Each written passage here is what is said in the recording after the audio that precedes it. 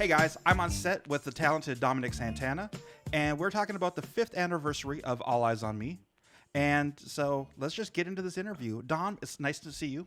Haven't seen you in a minute. Yes, thank you, Jamie. There was other week when we just did the headshots. True story, true story. And for those of you guys that don't know, this is Jamie Henson. He engineered and provided the studio equipment, everything else for cutting up the show. You guys paid me well. Thank you. Very welcome. Yeah, I Very appreciate welcome. it. You did great work. Yo, you updated half of my cameras. Oh, good, good. Yeah. The team took care of me. And then, Good. so here's the thing. I shoot a lot of podcasts, right? Ain't nobody got no dang money. These guys came in. They had crafty. They had production notes. They had everything on time, and I loved them. So anytime I get a chance to get them in the studio, I got to get them in the studio. Yeah, well, so we definitely appreciate you. And thank you for having me today, man. No, not a problem, man. So what do you think of the new set? You're always changing it, and you always do really good work. So I'm always like excited to see what you're doing next. Okay. I haven't come in here one time and been disappointed at something new you've done. Perfect. I'm always impressed. You keep leveling it up, man. I'm trying to be like you. But so let's talk about levels, right? Mm-hmm. So how long have you actually been acting? I've been acting as far as acting, since early teens, but professionally acting, I started out in Wilmington, North Carolina. Okay. My very first line ever was on Dawson's Creek. Okay. For those of you that remember that show, yeah, many moons ago.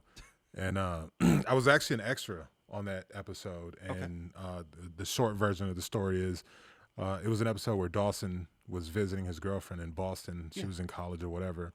They're going into a bar, and Dawson's too young to get in. And so the girls are just kind of at the top of these stairs waiting. And the director was like, they don't have enough to do. Like, they're just standing there while he's having this exchange. It looks weird. We need another bouncer. Yeah. My boy Tony, who worked for Fincannon and Associates, out of Wilmington at the time, he had got a line. And so he was there. He was the doorman on that episode, and we were cool. And he was like, if I ever get a chance, to get you a line, I'm definitely going to do it. And that day came. Yeah. And Tony, I don't know where you're at, Tony, but I have much love for you, so thank you. But the director wanted to put a bouncer there, and he was like, well, this is my friend over there, 6'5", big guy. He can do it. He's an actor. They brought it to me and said, can you say this one line? They were like, can you say this line? I said, yeah. They said, say it. And I was like, all right. So I said the line. All right, perfect. Put him in, change his paperwork. That was my first line. But think of it this way. So it's your first time on set. Mm-hmm. Your first time doing any of this stuff. You get a speaking role. How many people are looking for that kind of break? Because what is it, 5 speaking roles and you're eligible for SAG? I don't know now. I know now you can just do one SAG role and you're eligible. Yeah. I don't know what it used to be. It used to be different. Yeah. It was cheaper. Yeah. Everything was Try cheaper. to join SAG now. It's different. Yeah. Jesus. Yeah, it's crazy. So you go from that, and then what do you do after that? Just chilling out for a while, going to school, or you go right into more productions? So no, because I didn't even have an agent at the time or nothing. I didn't have any relationships in the business. I didn't have any family members, no connection. So no nepotism for me. I had to get it like from the bottom. Didn't go to film school. I would learn years later the purpose of film school is to get relationships, that you can then utilize and get fast tracked. Okay. I didn't know any of that stuff. So then, I just do more extra work. Sure. After that, then One Tree Hill came along. Okay. So I started doing extra work on One Tree Hill, me and my cousin Rob, shout out to Rob, and a few others. And eventually, down the road, I got some work on One Tree Hill. I ended up doing One Tree Hill like 4 times. But in the interim, I did find a small agent, just started going to film symposiums, events. By the way, I didn't know what the hell a film symposium was. Shout out to moms. My mom actually started, she was a really good researcher. I wasn't at the time because I was just, in my 19, 20, thinking about partying and stuff. Oh, yeah, as well as you should be. Right. And so she actually found it for me. And I remember I was like, what the hell is a film symposium? She was like, I don't know, but film people are going to be there, so let's go. And I actually met Sam Art Williams there. Okay. So, and I'm not familiar. Who is that? Oh, Sam Art Williams is one of the executive producers of The Martin Show. Okay. and he's from Burgaw. For real? Yeah, he lives in Burgaw now. Okay. You know, and so We need to get him on the show, man. yeah. Oh, and Sam's bigger than me. That's the funny thing. For real? Yeah. I got wide angle lenses. So we got this. Sam's like damn near 7. When I met him, I was like, geez, that's For a big real? dude. Yeah, he's huge. I'll get the little chair, man. He'll still be tall sitting down. But Sam was a great guy. And see, we grew up watching the Martin Show. You know, that moment was special for me because we, you know, Sunday nights.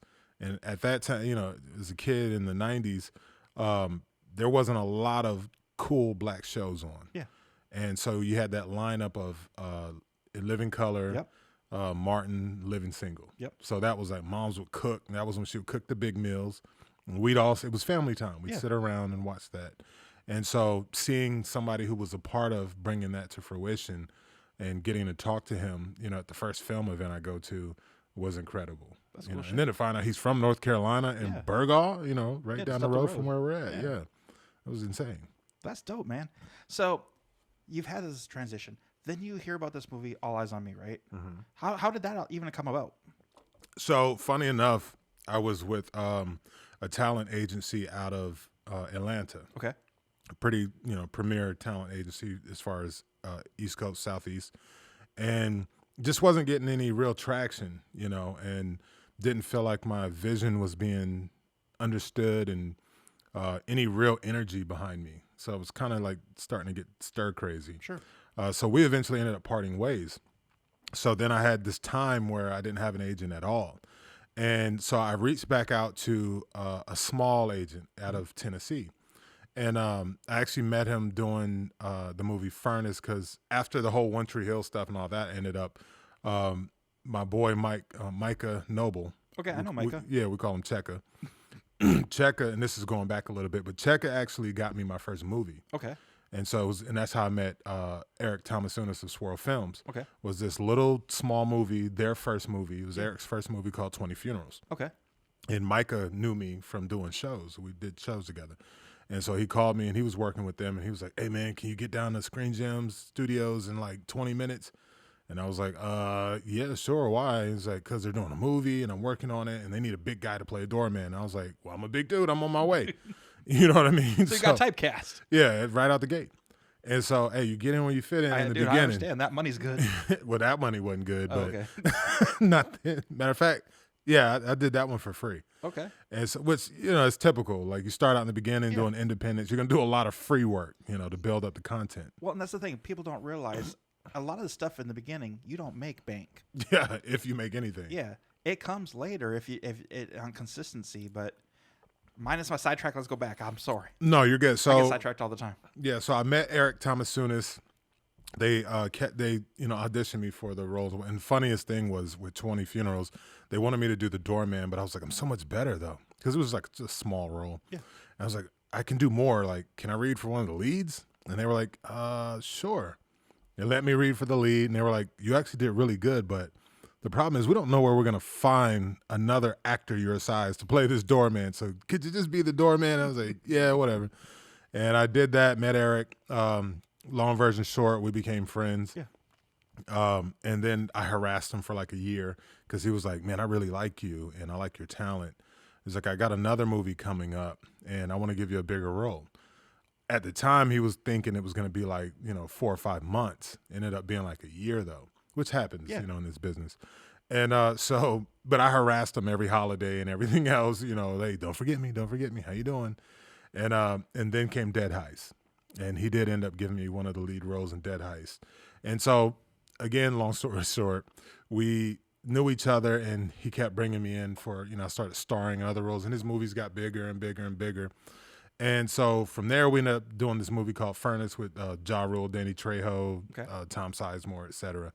And it was in Tennessee and they needed extras. And there was an agent there who was more of a modeling agent, but he also was helping provide extras because there was no real like film community at the time in Tennessee. And so it was like, okay, well, we're going to go with him to help provide extras from the local area.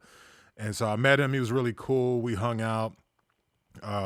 He introduced me to a lot of people in that area and let me know where all the hot spots were. And so we kind of bonded. And so fast forward a few years later, because that was like 07, 08, I want to say.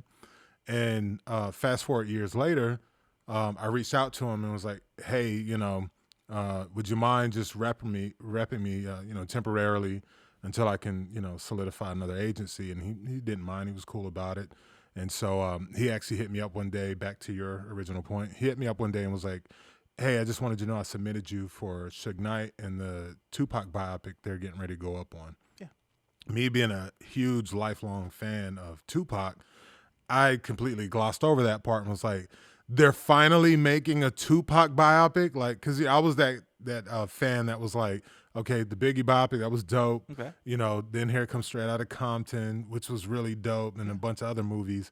And I'm like, how are all those coming first? Yeah. Like, where's the Tupac biopic? So finding out about that, I was super hyped as a fan. Why did it take so long for that movie to come out? For it to come out? No idea. Just, somebody's got to want to do it. Somebody's got to want it. There's footwork involved. Were they just scared of doing it? Nah, just, I mean, I can't speak for everybody who ever thought about trying to do it, but at a point, all of these movies come from somebody goes, this movie needs to be done. And there's a lot of people over time who will say, yeah, this movie needs to be done. But the person who actually does the footwork and pushes through and makes it happen. And these kind of movies aren't easy to do because of, Hollywood executives are scared of stories about rappers and gangsters and, anything like that. So you've got to, find the right fit and find the people who are not scared, willing to do it and make it a real movie, a good movie with a real budget. Yeah. Because that's the other thing. You can't get away with a Tupac movie on like a $2 million budget, or any movie about these guys, And so, I mean, look at the Whitney Houston movie on Lifetime. Well, yeah, and the reason I say this is because this movie wasn't really anticipated, right? Everybody wanted it. I grew up in North Dakota, 99.99% white. Like, we didn't know much about rap music, but we all knew Tupac. Right. So, and then, like, we wanted it. It's just, I was just trying to figure out why all these other movies were coming in front of it. Yeah, because, again, it boils down to somebody or some group decides this needs to happen, and we're going to relentlessly pursue it until it does. And figure it out along the way, So L.T. Hutton, one of the main producers on All Eyez On Me, that was his story. Okay. He actually is really good friends with Snoop. Okay. So he kind of came into the business. He was a music producer first. He came into the business working with Snoop and others. So he was around Death Row in that era, and so he had a different kind of. He knew Suge as well. Yeah. So he had a love for that era and. With Pac and others, and so he was the one that started the journey. And from my understanding, from what he's told me and others, is it was about a 10-year process. Okay. And David Robinson was the other producer, and they linked up on some other stuff. So they started with Small, I guess you could say, and LT worked with him on several other films leading up to that. And LT, went and got the funding, worked on all that stuff. So it's a lot to it, and it's really hard to do. And you got to develop a lot of relationships to utilize and make something like that come to fruition. And so everything just finally, after 10 years, came into place. And so he really had to love the project. Yeah. Yeah, that's nothing you just, a 10-year like commitment like that. Exactly. But he knew it needed to get done. Yeah. And then, knowing the people involved, it's just, that's a special, different kind of passion. Yeah. Where you're like, I know the people involved in this story, and it needs to be brought to life. And linked up with the right people, they made it happen. So let me ask you a question before we get into the nitty gritty on all this. So how has this movie changed your life? Financially or mentally? Well, let's. I love money, so. But let's not talk about money because everyone knows that you probably did pretty good on that. Let's just talk about you in general. Me in general, one thing I can say, I was like a kid in a candy shop filming every day. Only because, like I said, once again, I was already a lifelong Tupac fan. So I'm from the East Coast. I'm from Fayetteville, North Carolina. Okay. But we moved, my mom, Fayetteville in the building. So my mom got remarried years back, and we were kids, and her husband got a job out west. Okay. So then we ended up moving out west, for like 5-6 years, I think it was. And out west at that time, it was different. It's still kind of the same way now, but it was way more, solidified back then. Like you only heard West Coast stuff. Okay. Like to the point, like I moved back toward the end of Biggie's run, and I remember when I got back to the East Coast, and I was like, I'm in school, and it's like I committed a mortal sin asking. I heard they kept saying something about Biggie Smalls, and I was like, what in the world is a Biggie Smalls? I'd never heard of him. You know what I mean? Yeah, it sounds like a knockoff shoe brand. Right. I get you. And I mean, everyone lost their minds. Like, you don't know who Biggie Smalls is? Because on the East Coast, he was popping. Yeah. You know what I mean? But on the West Coast, we didn't hear what East Coast artists like that, especially at that time. So there were a lot of artists I got introduced to once I came back to the East Coast who were huge on the East Coast that I was like, I've never heard of this person. Yeah. But I was also a kid too, so it's not like I was out there buying CDs and that involved. But anyway, so I always had a love for West Coast music, and as well as East Coast music, but Tupac was always my favorite, even from a kid. And so I listened to his music, all through growing up, and then being an adult, I still listen to him to this day. And so for me to be involved with that, it made me feel like I was one of my favorite artists of all time and such a special artist, and I get to feel like I'm just a little tiny part of his legacy now. So that was really impactful for me, and how it really kind of changed for me, because no matter what, I'll always have that, and so, and then helping bring this man's life to the screen, and again, being one of those fans who was like, where's the Tupac biopic, to then not only get it, but then be in it. You know what I mean? Like, you know how crazy and insane that is? Dude, so it's like a dream. Right. Like, who's your favorite artist, like, of all time that you couldn't go without if you had to get rid of? I've been on a really big George Harrison kick lately. Mm-hmm. Like one of the original Beatles. But his best. So Paul and John did all the writing initially. Mm-hmm. George just wasn't good enough.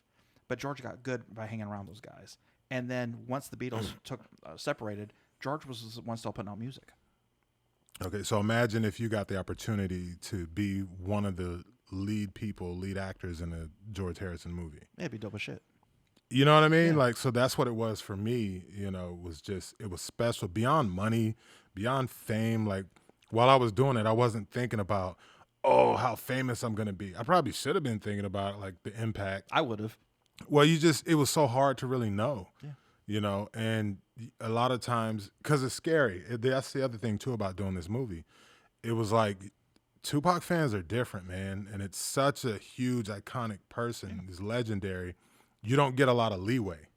You know what I mean? You don't get a lot of leeway to do it right. Mess anything up, right? And so, that's the part. It was a lot of pressure, to get this right. And that was the attitude I came in with it on, was like, I'm going to be one of the ones who, what I bring to this will help it. Yeah.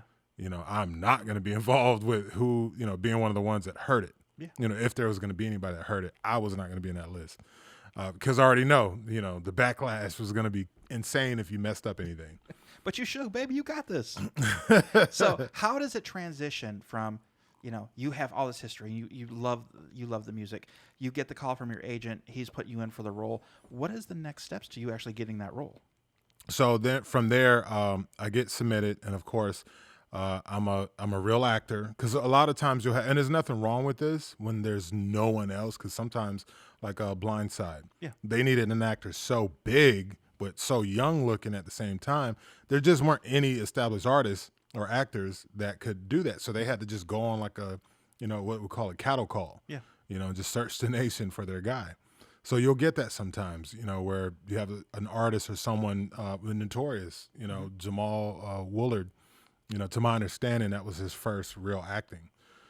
So, they go on a cattle call to find these artists, because there are not a lot of actors who look like and could embody Biggie Smalls, at that time. And just with other people as well, like I said, with Blind Side. And so with Suge, they wanted a real actor, but then it was like, where in the world do we find a real actor who is, trained and experienced, and physically and physically that size, and have the look, and can capture his spirit? Did you have to do some special training or anything? A lot of eating. I like that problem. A lot of Edie's ice cream and Domino's pizza. No, but that's a real story too. But no, so back to your original question, I get the call that they're interested, which I already kind of knew. I didn't think I would be automatically the one, but I knew I was definitely going to be in the because it was like you're going to find like 5 guys maybe. Yeah. And so so I knew I was going to get a call back, and so to audition. So they sent for a self-taping, which a friend of mine, who's also my business partner now, Chase Beecham, we just went to his house and, had the audition. He recorded it for me on his camera, and they wanted it uploaded on Vimeo. And for whatever reason, the day that it was due that day. It was due like 1 p.m. And we recorded it and then tried to upload it. And Vimeo would not let that damn audition upload. Yeah. And they're calling me. And this one I knew they were interested, because normally in this business, they give you a time frame. Yeah. And if you don't meet that time frame, they move on. On to the next one. Yeah, like don't even send it, bro. Yeah. You're good. You're good. We've already moved on. Yeah, so I knew they were interested because it was barely moving. Yeah. And it had been uploading for like 2 hours. I missed the 1 o'clock deadline. Carolina internet. Yeah, I missed the 1 o'clock deadline. It's going on 3 and 4 now. Yeah. And so I had my agent blowing me up. I had their casting department blowing me up. I've got the assistant from the casting blowing me up. And they're all like, is it up now? Is it up now? Is it up now? We get to about 7 o'clock that night, and they're still calling. Yeah. So I'm like, we're frantic, but also at the same time, like, damn, they must really be interested. Yeah. And so I tell Chase, and I'm like, hey, screw this. Upload it to YouTube. They're just going to have to take it that way, because this Vimeo still hadn't gotten halfway, I don't know why. Usually Vimeo is really good, but that day it wasn't. Yeah. And so he said, all right, you sure? I was like, yeah. He uploaded it to YouTube, uploaded in like 10 minutes. Yeah. And with the private link. So hit them back and was like, hey, we're uploading this thing to YouTube. You guys are just going to have to watch it there. And they were like, we don't care at this point. We just want to see it. So got it, sent it in. They loved it. So then from there, it was like, okay, we want to see you in person. Now, meanwhile, at the same time, because I didn't do the struggling actor thing, that wasn't for me. Yeah. And I wasn't going to wait table. My 6'5" ass was not about to be waiting tables and putting up with people's BS. I didn't have the temperament. So Suge Knight. Yeah, no, I'm just more mature now. But back then, I hadn't matured quite as well yet. So I was like, yeah, it's not, waiting tables is not going to be for me. So I went into, learning to be an entrepreneur, opening businesses, I've owned nightclubs and other stuff. But at that time, another business partner of mine, we had a third party auto finance company. Okay. And that had been so successful that then we were like, we're making a lot of dealerships, a lot of money that we could be making ourselves. Yeah. And so we decided to open a dealership. So we were like days off from the grand opening. Okay. So I was like just crazy busy already with that, right? So then I get the call. It was like, we want to see you in Atlanta. Like that's where their production. Yeah, that was where their production base was. So I'm like, okay, well, when do you guys want to see me? He's like, well, the director and the casting, Winsome Sinclair was the first casting person I dealt with. Shout out to Winsome Sinclair and her company. Her and her business partner. Can't remember his name. Really cool dude. So sorry, but cool dude. Yeah, cool. That's cool dude. So it's them two that run her business. And so I was seeing her and Carl Franklin. Carl Franklin's like a renowned director. So I was like excited about like, oh man, Carl Franklin's gonna, because I didn't know who was directing at the time. So I was like, oh man, they got Carl Franklin, like wow. And I just finished watching House of Cards, which he directed like most of the episodes. Okay. And so I'm like, okay, so when? They're like, tomorrow. And I'm like, dude, like, because they don't pay for your flights when you're auditioning. Oh, that's right. Yeah, all that's on you until you get the job. Then they start paying you and taking care of your flights. And it's last minute, so that ticket cost is... so you already know. What? Yeah, it's like almost $2,000 to jump and take that flight. And they didn't have Zoom calls back then? They did, but they wanted me in person. Oh. Travel voucher, baby. Yeah, so I tell my partner that he understood how big it was, and he he'd known me for years, so he was like, well, I mean, you're an actor, because I never quit that. I just worked both. And I was like, yeah, I got to go. And he was like, cool, man, I'll hold it down, do your thing. And so I book a flight last minute, spend a lot of money, and I show up at the airport at 5 a.m. I think I have like a 4 p.m. time to meet with them, to audition in person. And so I get to the airport at 5 a.m, and my flight gets delayed. And something, I think it was, if I'm not mistaken, and this is when I learned this about flights. So if the toilet stops working on a plane, they will cancel the whole flight, or that plane cannot leave the ground until that toilet's fixed. Yeah. I don't know why, but I could give you a why, but we've already talked about human resources, and I'm not allowed to talk about no that on human the show. resources issues. So my flight gets delayed, and they're trying to fix it. And so now here we go again. The calls start. My agent, the casting office, they're like, "Is he on his flight? Is he on his flight?" And I'm like, "No." Time goes by, and then I get sick. Out of the blue, like I'm feeling like I'm catching the flu or something. So I'm feeling like crap. I'm getting annoyed and pissed. But there's nothing I can do about it, So I wait and wait. Everyone's getting like antsy because time is going by. Finally, they just get us a whole nother plane. And so I think we end up leaving out like 3, and my audition appointment is at 4. Yeah. And so I make it to connect in Charlotte. And so I get to Charlotte, but now we've already missed our connecting flight to Atlanta. And so, I'm sitting there trying to get on like a last minute flight. And fortunately, there was this woman who was working one of the desks at the flight going to Atlanta, the next flight going to Atlanta. And I went to her and I was like, "I know you got a lot of people trying to get to Atlanta, and this flight is already about full, and you guys are going to try to get a couple of people on from our flight. Please, if you can get me on that list. I've got something I know she was like, "The hell are you talking about?" But I was like, "I got a very important audition I cannot miss in Atlanta." And she was like, "Well, look, you've already got like, I think they had like 9 seats left, and they already had like 11 people already ahead of me." So it was like, "You're not making this flight, brother." Did you try the Benjamin Charm? No, man. It was desperate charm. Okay. It was just desperation. Like, I think she looked in my eyes and was like, "I don't know what it is, but he needs to get to Atlanta." Because I was like, "Lady, please, look in my eyes. This is desperate." Desperate. And so she was like, "If anybody steps out, I'll call you up." And I'm like, damn, again, I'm getting blown up by agent and everyone else. And I'm trying to get on the flight, man, but it's not looking good. And so she calls me over the intercom, and I come up there, and she's like, "Look, I've been able to finagle you the last seat." So I'm like, "Oh, God, thank you." So I get the flight. We're leaving out at like, this is like 5 o'clock at this point. Yeah. I was supposed to be there at 4. Oh, yeah. Yeah, so I land in Atlanta finally. I catch an Uber to their office, the casting office. By this point, it's like 8 o'clock, 8, 9 o'clock, something around there. And I walk in. Mind you, by now I'm feeling like pure shit. Yeah.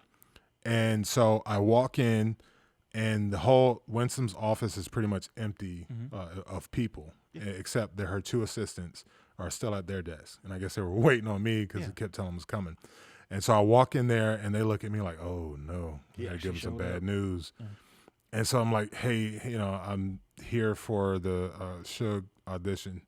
And they were like, "Oh, sorry, man. They were like, Carl, because I was supposed to see the director as well. Carl had to catch a flight, so he's been gone. And Winsome and her partner you just missed them. They just left." And I was like, "You got to be shitting me." And so I looked at him, and like I said, I was feeling like crap. I had the most annoying day in the world. And I looked at the guy, I don't know his name, but I looked at him, and I was like, "Okay, well, somebody's filming an audition today. I might not get the role now, but I done went through all of this to get here. One of y'all gonna film this audition." But think about it this way: the pure Suge energy that statement had in itself is destiny, baby. Yeah, it had to be. But I did, man. I wasn't trying to bully him, but I was just like, It came out a little bit. I was like, dude. I told him I wish I could remember his name so I could ask him, laugh about it now. Yeah. But because he looked at me like, "You right? Yeah, okay, yeah. Even if it's for no reason, we're gonna go ahead and film something."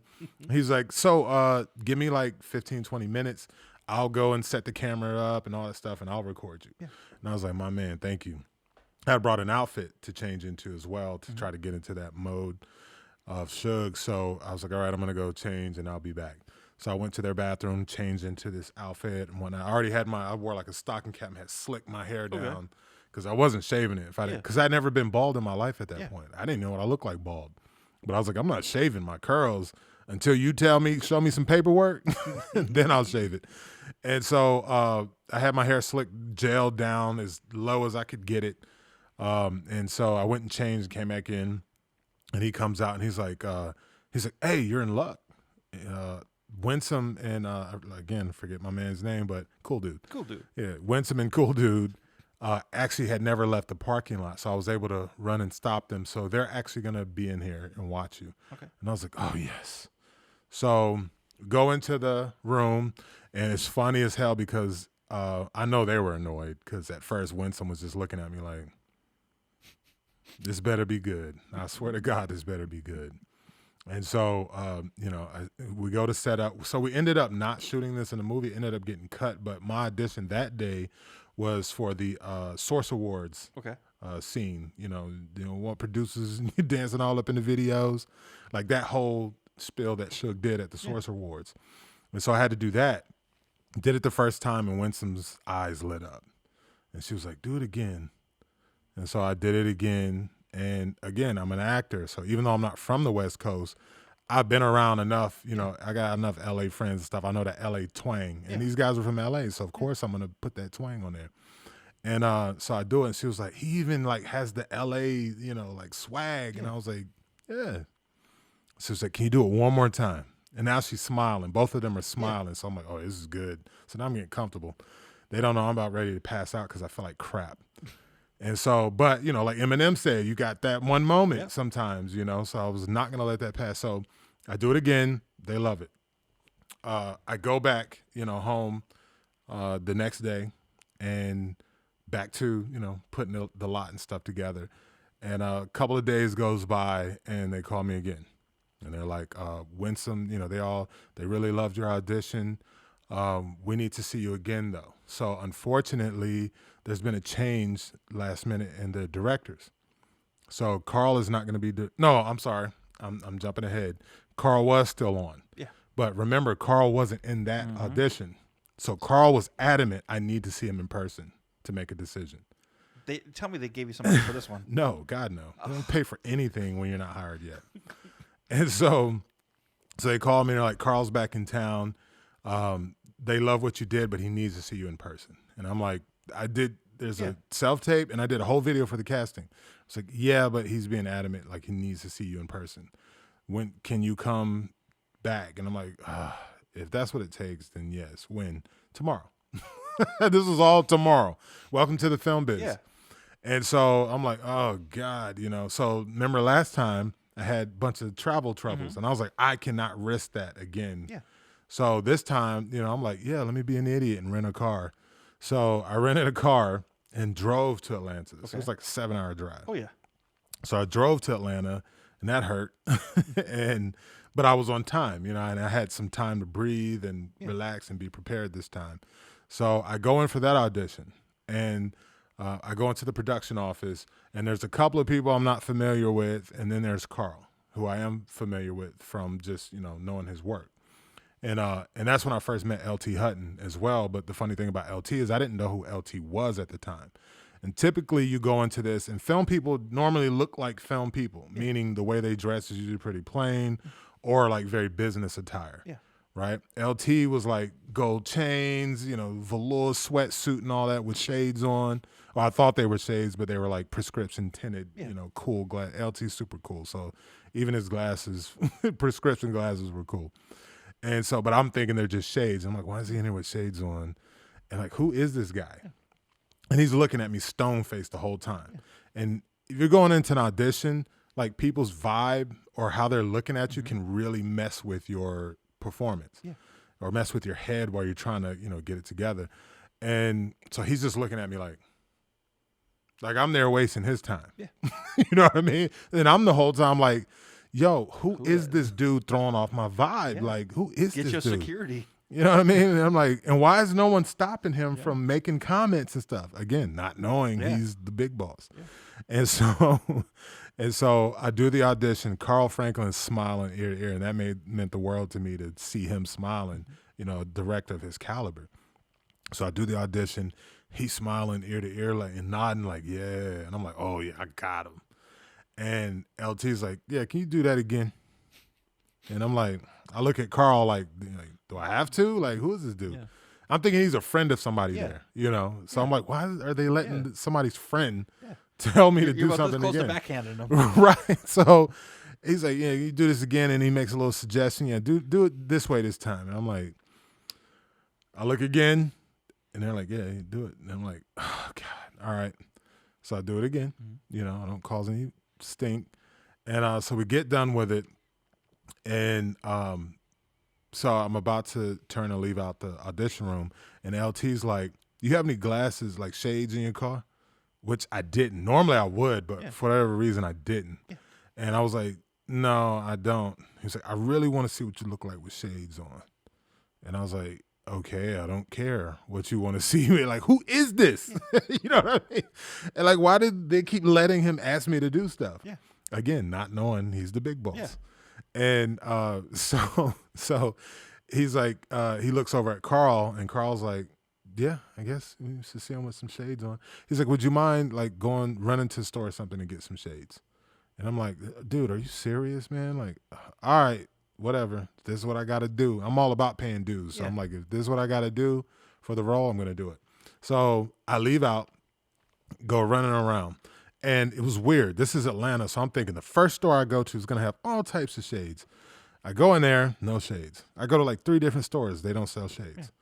Yeah. And finally, after like 2 hours of running around, and it's high traffic time at the time, and I finally found a store, and I had Googled like Suge pictures with shades on. So I was trying to find shades that, you know, because actors, you got to think of this stuff. It's the details that matter. Get the character. So not just get any shades. I had to find shades that look similar to something Suge would wear. And so I found them, finally. So I go back to the production office. Remember I told you like 2 hours went by. I go in there, it's damn near empty. Most people went home. Yeah. And so one of the, I don't know what she was, an assistant or something, she walks up like I just trespassed and like, can I help you? And I'm like, yeah, they made me go get shades and I'm supposed to come back and show them. And she was like, she kind of looked at me like, yeah, right. She's like, hold on, let me, LT and Carl in the back having lunch, so let me go ask them. Yeah. So she goes back there, and then she comes out with a different attitude, like, oh, okay, you are supposed to be here. Yeah. And she's like, yeah, they're in the back, you know, come on back here, and they want to see it. And so I took that as a good sign, too, because normally if you're not in the running for something, they're not going to have you roaming around their private areas of their production office. Yeah. So they bring me. Or sending you out to spend money. Right. So they bring me back there. LT and Carl are eating. And so I got these shades. I put them on, and I just stand there. And LT looked, and he's like, yeah, I like that. I like that. He looks at Carl. Carl's smiling again, like, yeah. And I was like, okay, is that it? And I was like, yeah, that was it. And I'm like, you motherfuckers, man. So I'm like just so annoyed at this point. And again, I still don't know who LT is, right? Because no one said, hey, this is LT Hutton, the producer. Yep. Nobody did that. I don't know if he told them not to or whatever it was. But again, he's the one that keeps talking to me and asking me to do stuff. And I'm like, who are you? But this is important information. These are context clues now. Yeah. So if you as an actor go into a room and you're doing an audition and somebody doesn't look like who they're supposed to be there, but everyone's taking orders from them, that's the dude. Yeah. And just the smart thing to do is what I did. Yeah. I didn't ask questions. I didn't go, look, who the hell is this guy? Yeah. You know what I mean? Because I instantly would have been out of the running. You know, I was like, obviously everybody else knows who he is, and I don't know, but I'm here to do a job. Yep. So I did my job regardless. You know, so he looks at me, he nods his head like, yeah, it looks good. And then Carl's smiling ear to ear. I take the shades off, and I'm like, all right, well, thanks, guys. And Carl's like, yeah, don't cut your beard. And so I'm like, that's a great sign. Exactly. I'm like, oh, that sounds like he just told me I got it without telling me I got it yet. Because, you know, they got to send out deal memos and all. They can't tell you right then. They can, but it's just the business. Yeah. They don't want to tell you right on the spot you got the role. And so, but in my mind, I got the role. Yeah, you never tell a girl how pretty she is. Right, exactly. So I leave out of there hyped now. Yeah. You know, because I'm like, if the director wants me, I'm good. You know what I mean? So I'm hyped, you know, and the next day I end up, you know, driving back home, and I'm hyped all the way. I get back to working on the dealership we had coming, and again, just waiting. Excuse me, edit that in post. But Here, we're just, I'll do this. we're waiting. I mean, I'm waiting for the phone call. Like, I know I got it. Like, Carl Franklin wants me to, he keep my beard. Like, why would he tell me that if, I wasn't going to be working soon?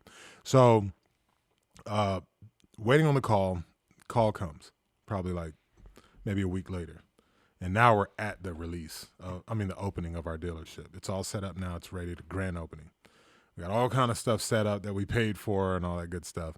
And they called me and they're like, and I'm like, yes, tell me, did I get it? And it was actually my agent. My agent calls me. He's like, so good news and bad news. And he's like, which one do you want first? And I'm like, that's never good. You just want to hear you got the role. Okay. So when they say good news and bad news, some more bullshit involved. Sure. And so I'm like, give me the bad news. He's like, so the bad news is Carl Franklin is no longer the director. The good news is Benny Boom is the director, and you're still in the running. So I was like, and I knew who Benny Boom was from, music videos and films he had done. So I was a fan of Boom's work, and I always loved his visionary style, especially with the music videos. So I was like, oh, this is kind of dope, and he knows hip hop and he's got a really good eye. So I was like, okay, I wanted to work with Carl, but this is dope too. Yeah. And Benny's more hip hop, Carl is more jazz, you know what I mean? That wasn't really his era. And I was like, so Benny's more hip hop. Oh, this is dope. And they're like, but the only thing is now Benny needs to see you in person. And I was like, tell him hell no. I got a business opening. I've already ran back. At this point, I've spent like $6,000 to go run back and forth and, do all that stuff of my money. Yeah. And so I'm like, no, tell them no. They've got 3 videos of me doing this shit. And the directors and producers have seen me. Like, I'm not coming back for that again. So, okay, I'll tell him. He tells them. I get a call from one of Winsome's assistants from her office, which this typically doesn't happen either. This was a different movie altogether. Yeah. But this typically doesn't happen. But one of her assistants calls me like on some personal. And she's like, look, I don't know why you can't come or what's going on, but let me tell you this. Benny has come and he came with someone in mind. Yeah. So you're still in the running, but now you went from being the guy to now there is somebody else.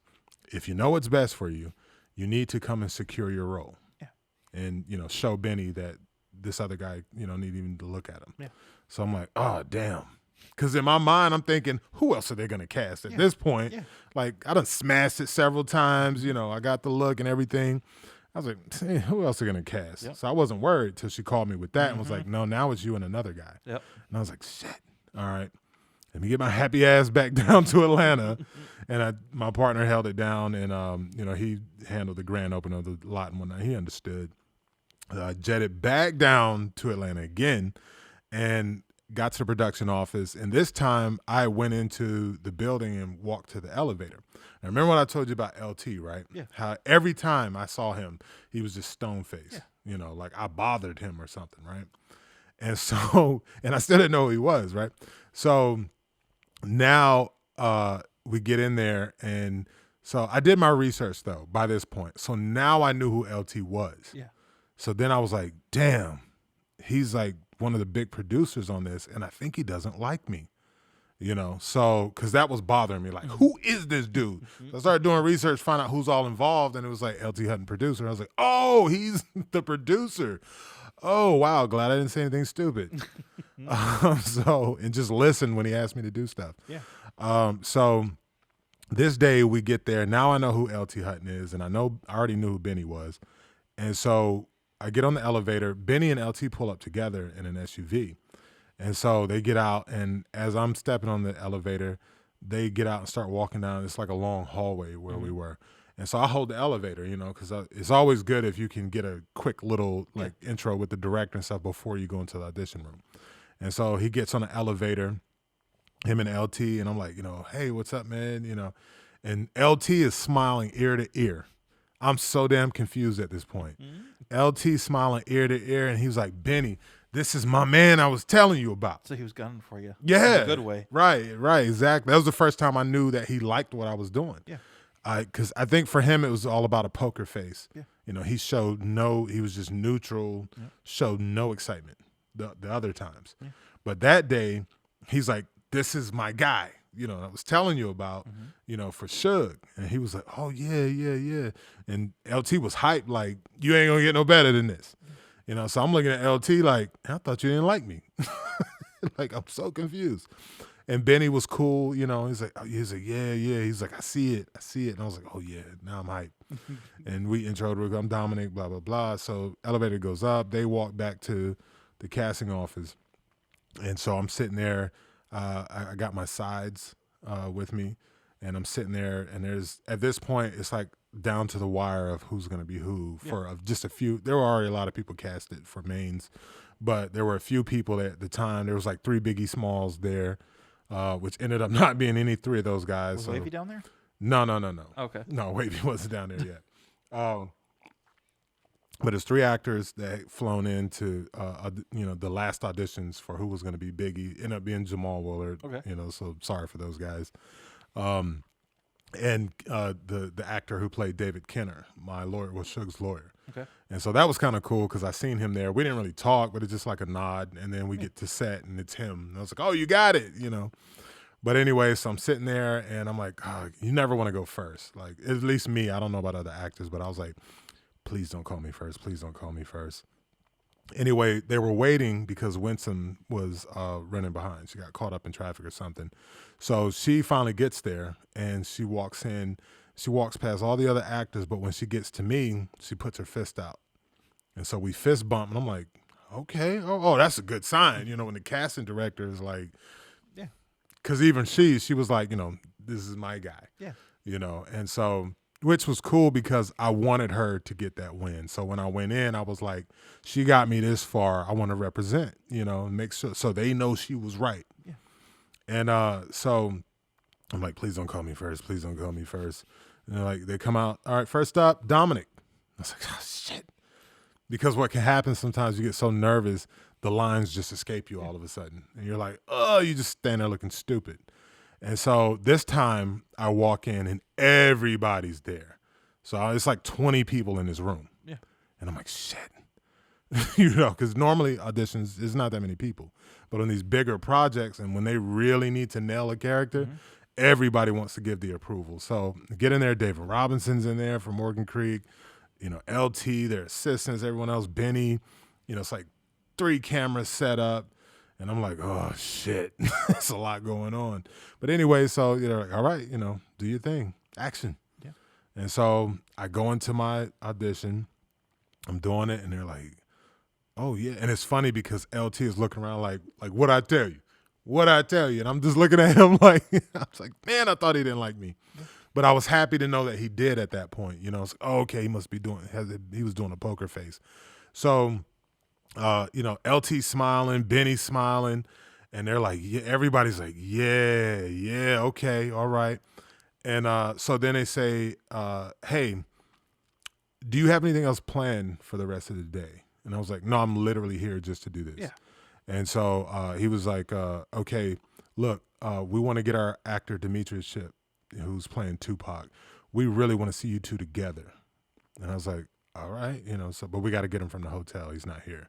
I was like, okay. They were like, go to lunch and, just stick around. We'll call you when we get him here and you can come back. And I'm like, all right. So I go off to Starbucks and just kick it at Starbucks is my spot. Yeah. Everywhere I'm at a Starbucks. Okay. So what's your drink of choice? I have several. I'll do just regular coffee, or if I'm feeling frisky, I'll do the vanilla sweet cream cold brew. Cool. You know what I mean? So that's my go-to, if I can't think of anything. So I'm out there. They call me back and they're like, all right, he's here. Like, come on back. So I come back and they're like, look, so we're going to put you with Angela Gibbs, who's a phenomenal actress and also a phenomenal acting coach. Like, she coached the kid on The Revenant that won an Oscar and a bunch of other people. So she does like big movies coaching. And she was Demetrius's acting coach. This was Demetrius's first job. Okay. And so they knew they needed to put him with somebody phenomenal, so they got Angela. Yeah. And Angela's also Marla Gibbs' daughter. Okay. So we interviewed them on Cutting Up. Yeah, that's what I was going to say. Yeah.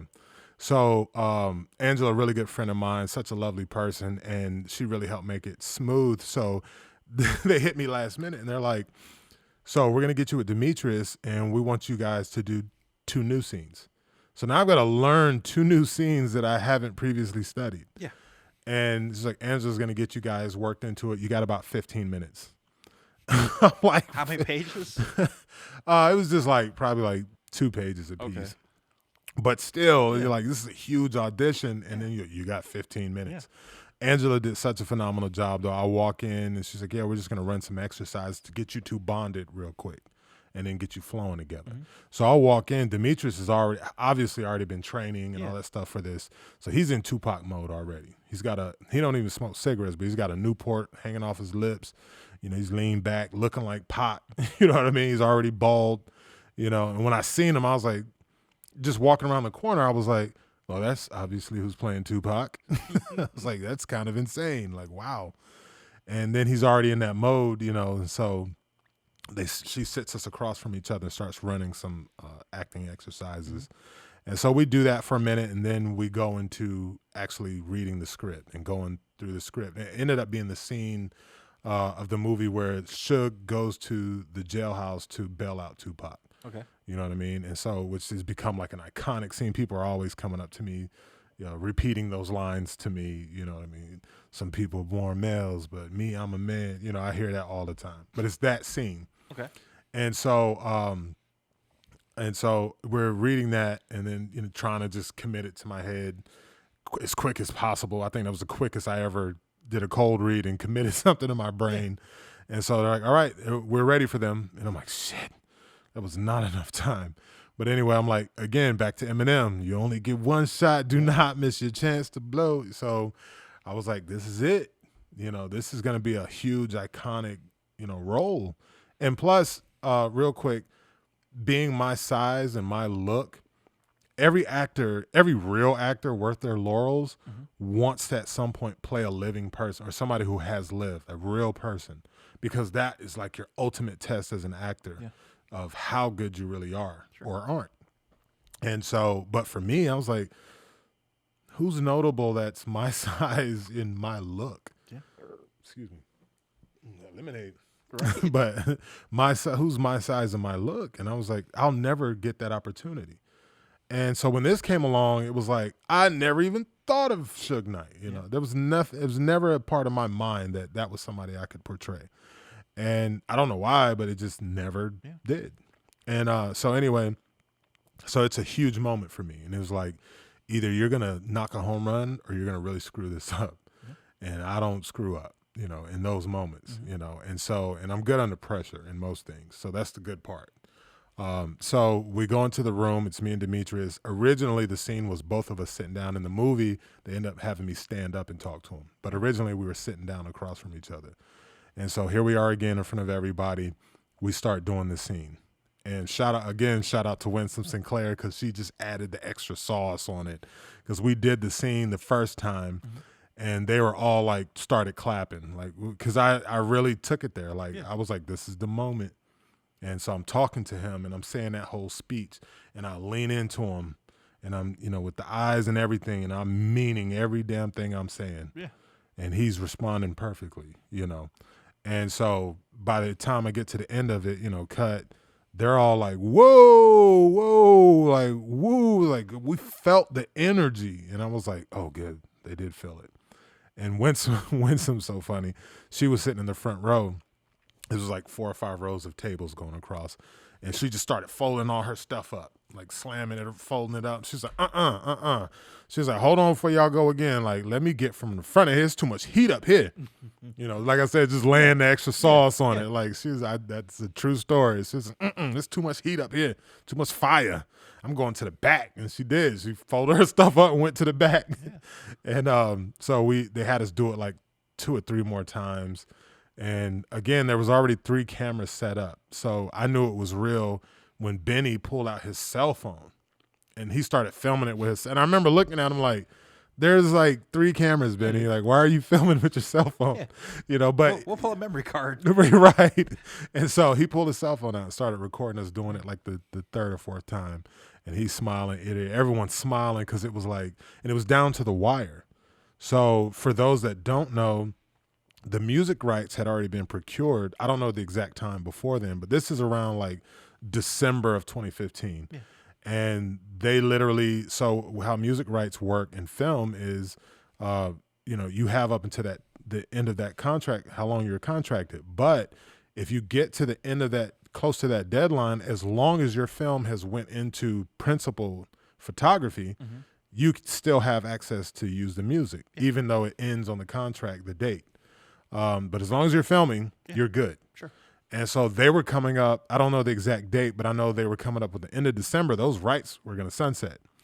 And so they had to not only be in production, but actually be in principal photography. Or otherwise they would have lost the rights, and all of that would have been for nothing. And so the pressure is on everybody. The heat is on.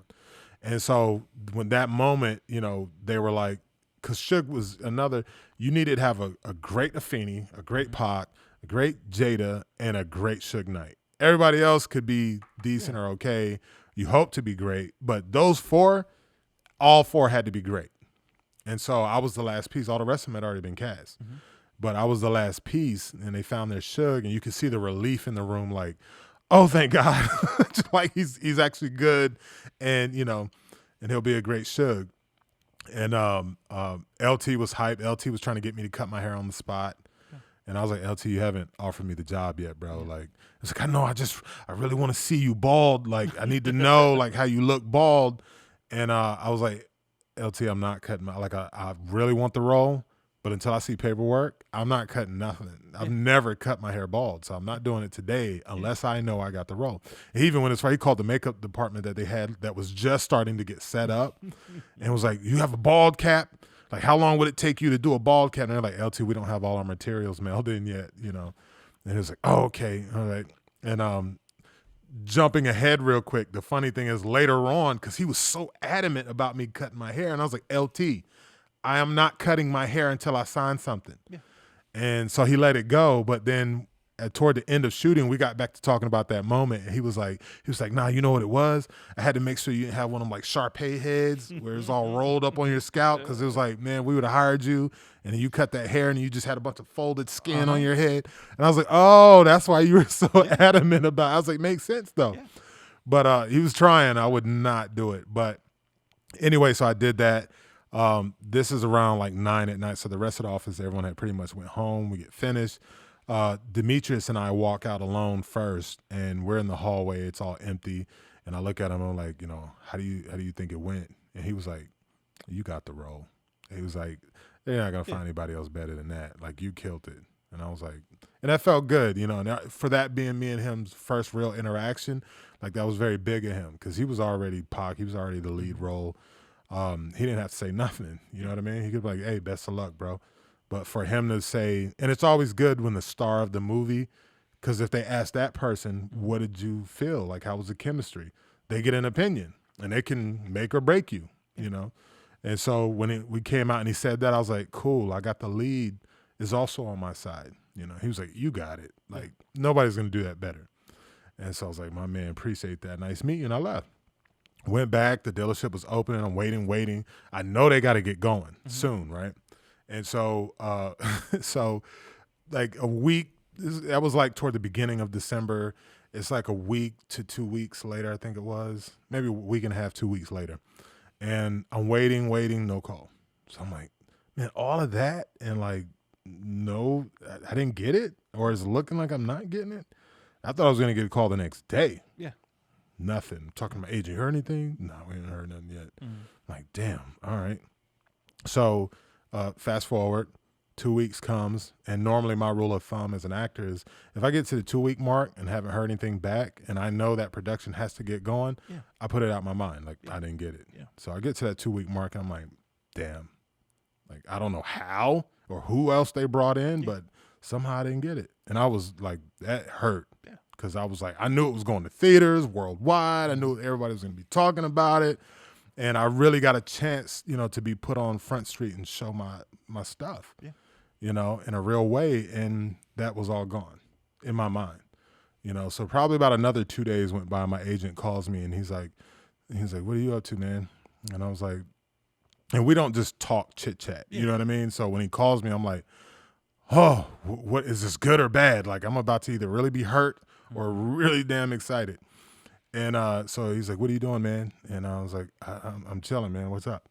He's like, oh, nothing much. Just, stop by McDonald's to get some food. And You know, I'm in line right now. This line is crazy, you know. And I'm like, dude, what do you want? Like, because I'm anxious, you know, because I know he's not just calling me just to be calling me. So, or to tell me about no damn McDonald's. Yeah. So I'm like, dude, please tell me what it is you're calling me about. And he's like, okay. So I just wanted to call you and say congratulations, man. You're going to be Suge Knight in the new Tupac biopic. And I was like, yes.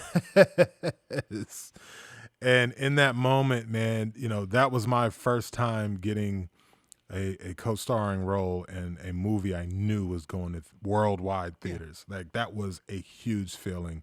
And as somebody who has had what I thought was 100% belief in myself all my career, I realized in that moment, tucked way down deep in the darkest alleys of my mind, there was a little doubt, you know, of if I would ever get to that level. Because in that moment, I mean, it was like an elephant lifted off my shoulders that I didn't even know was there. But I felt so light, I could just feel it lift off. And I was just like, you know, wow. I dropped down to one knee and I just thank God. You know, I just thank God. And I started thinking about my son and my mother and family and like what this means that I could do for them, you know, and just all of that stuff just started flooding my mind. Yeah. Huh? Your made it moment. Yeah. And so I was like, wow, couldn't believe it, you know. And then, you know, all the news, Jamal got casted as Biggie to reprise his role as Biggie. And I remember him they got on set. They made it in time, obviously. Mm-hmm. Got into principal photography, and he took a picture of him and Demetrius on set and posted it. And that was the first time anyone got to see who was playing Tupac. Yeah. So I don't know if he was supposed to, or if that was like, or he got permission, or they were like, hey, we want you to do this and post you two together. I don't know how that worked out. Yeah. But I know he posted it on Instagram and it just caught fire. Because again, that was the first time everyone knew it was happening, but no one knew who was playing Pac or who was playing anybody. And so that was the first one. And it went out, and I mean, it lit fire. It was everywhere. People sharing it left and right. All the media picked up on it, the blogs, everything. And I got excited because I was like, and they don't even know who Suge yet, you know. And then you started finding out more. Afeni is being played by God, why am I blanking on her name right now? I always think of her as Michonne from Walking Dead because I love her on Michonne. I mean, I love her as Michonne. Help me out. Are you talking the girl from Avengers? Yeah. I can't remember. Black Panther. Yeah. Denai. Oh my God, I'm so sorry, Denai, if you see this. My brain literally just blanked, and she's so wonderful. Denai Guerrera, you know, was playing Afeni, and I thought that was perfect. And then Kat Graham, who at the time I didn't know much about. So I was like, but I can see it, you know, her playing Jada. And, you know, so and I'm waiting. I want it so bad, but they asked me, don't say anything about it right now. Because sometimes you can't talk about these movies until you get permission. Sure. And I'm like, man, I'm dying inside because I can't trust family and others to keep, because it's such a big deal. Yeah. I can't trust telling anyone and saying, but don't tell anybody. And them not, you know, be able to hold it, you know. So like, I couldn't even really talk to my closest people. So I'm just walking around with this gigantic secret for weeks. Yeah. And finally, some weeks go by and it's time to go to work. Okay. And so I go to work, and that was a funny day because like there were still issues like contractually being, because my agent at the time, he had never dealt with anything of that size, that magnitude. Well, because you said he was an acting agent, right? Yeah, well, like modeling. He was more modeling, but like local. Like he wasn't even like a huge organization. He was his only employee. You know what I mean? Yeah, I got you. We'll call him slammers. That's no shade on him. You know, he's just a guy in Nashville, Tennessee, doing his thing. Yeah. You know, but it was mostly like local stuff, not major, you know, worldwide theater stuff. So he didn't know how to, you know, in his defense, he didn't know how to negotiate that. Yeah. And I didn't have lawyers and all that other stuff at the time. So, you know, I was relying on him, and, you know, he was too nervous to really go hard at him. And so, you know, I was like, you know, but I'm a businessman. So I'm like, am I going to have to negotiate this myself? Because he was like, yeah, I don't know, man. I don't know if we want to shake this tree like this, you know, because while you're in, let's keep you in. And I'm like, nah, man, we got to go for the stuff. So last minute, you know, you get to set and your contracts in your because you get a deal memo and you agree to it or not. You know, you negotiate it, and then your actual physical contract is in your trailer, and you can't go to set until that contract is signed. Okay. And so I get there, my trailer, you know, I'm in full wardrobe and everything, my contract's in my trailer. And to LT's credit, because at that time I didn't even have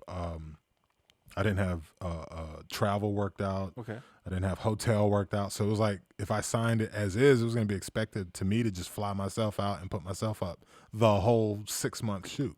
Yeah. And I was like, I'd be basically paying to be in this movie at that point, you know, if I did that the whole shoot.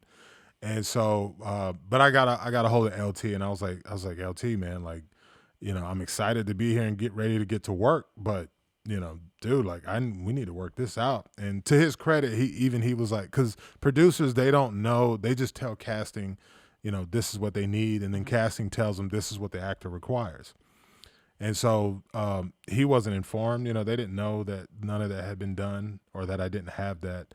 And so I was like, my man, like, you know, I can't fly myself back and forth, you know, every other day or whenever and pay for, you know, high-end hotels for 6 months straight. Yeah.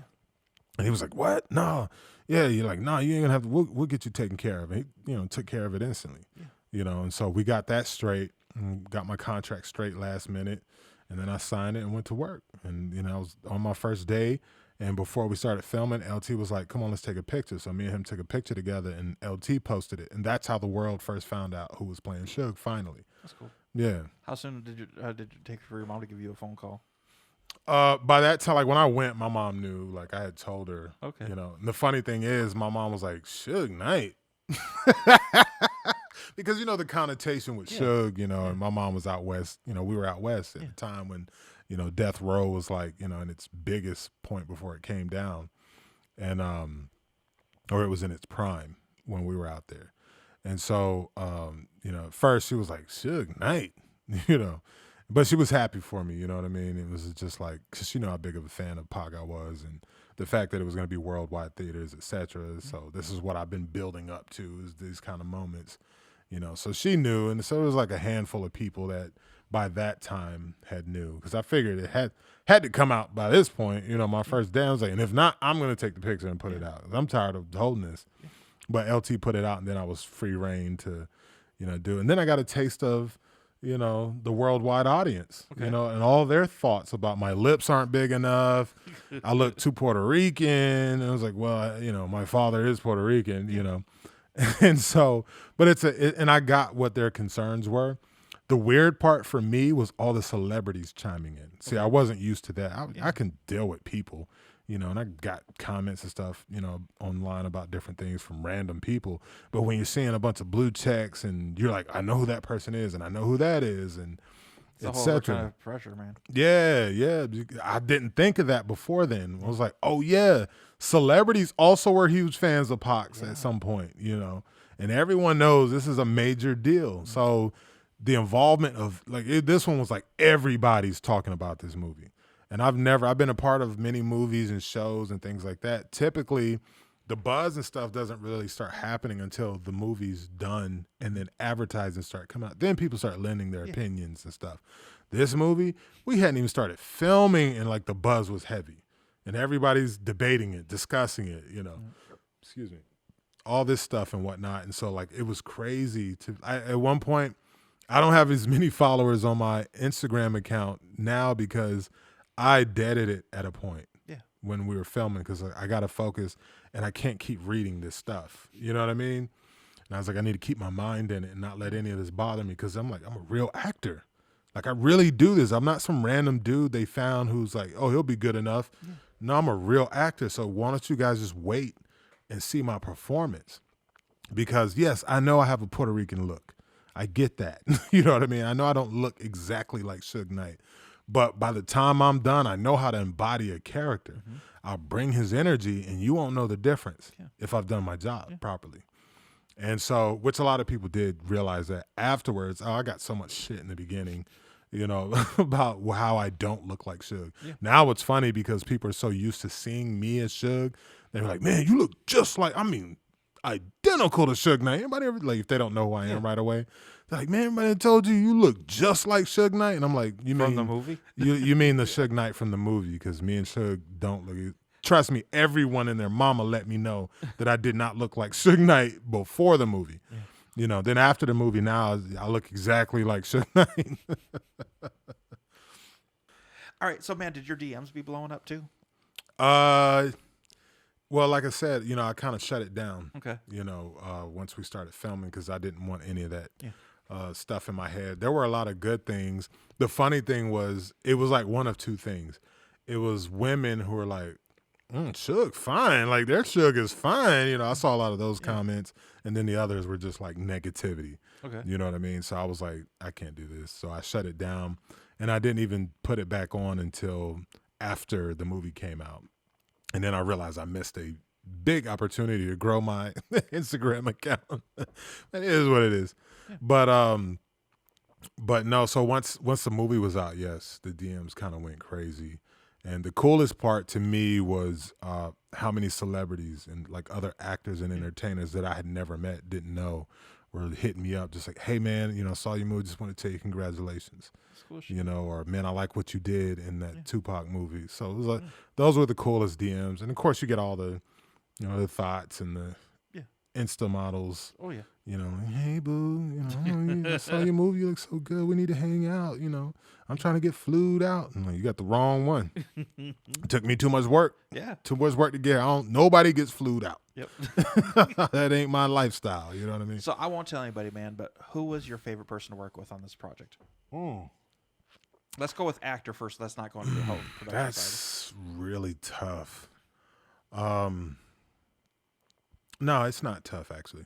I loved working with everyone, and that's honesty. Okay. You know what I mean? Because everyone was Tupac lovers. Yeah. So we were all just like kids in candy shops. Demetrius, he was the workhorse. He literally, because we were all coming in and out of scenes with him, but he was nonstop working 5 a.m. till, you know, sometimes 2, 3, 4 a.m. And so he didn't really get to hang with us like that and whatnot. And he was always kind of, when we would have downtime on set, he was still normally working. Yeah. So he was kind of in his own world, you know what I mean? And so, and nothing negative, not like he was, you know, being difficult or anything. He was the only one that never really got a break. Yeah. So, but the other ones of us would. But my guys, Sean Baker and Eastwood, I'd probably say was my favorite to work with, only because, so if you watch the movie, there's a dark-skinned actor, Sean, who plays Buntry, and there's Eastwood, who plays Trayvon. Okay.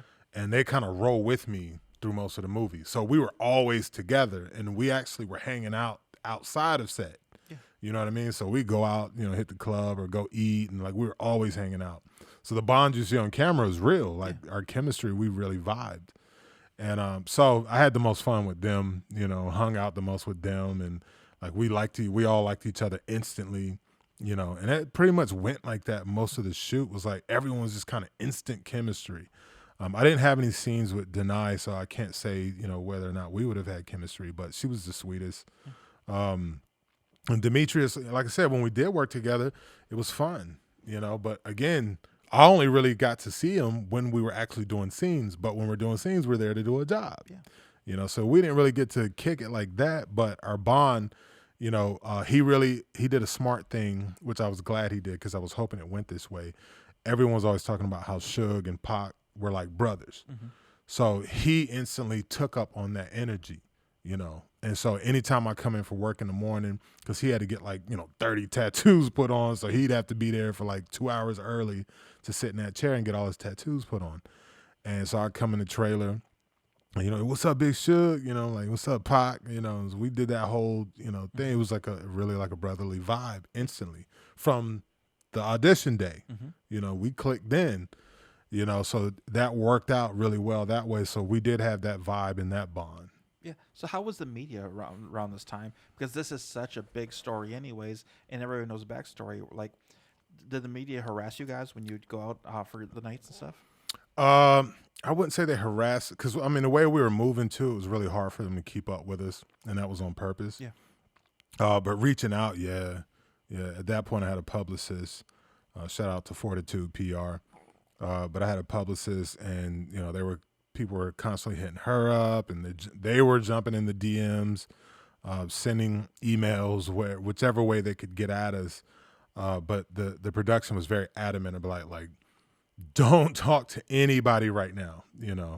Don't say anything. Don't send them nothing. Don't involve with them right now. Let us film this, because it can be flipped to something negative.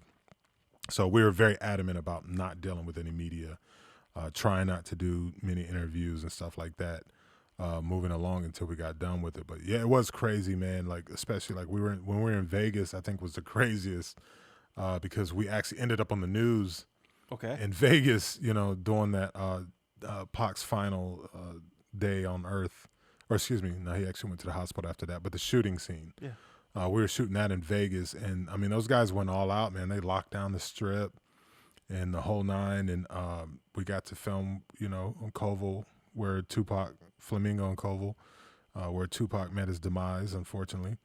And so the news, the Vegas news, they had flew over us and whatnot. For some reason, it's what they claim. I don't know what the hell it was, but for some reason they thought there was like a live shooting that was or had taken place. So they had their helicopter over us and all this stuff. Yeah, because there were not like a bunch of cop cars pulled up, other than the guys we had because we had cops with us, for security. And so they flew over filming, and it's like, you don't see all these big lights and camera rigs and all of that.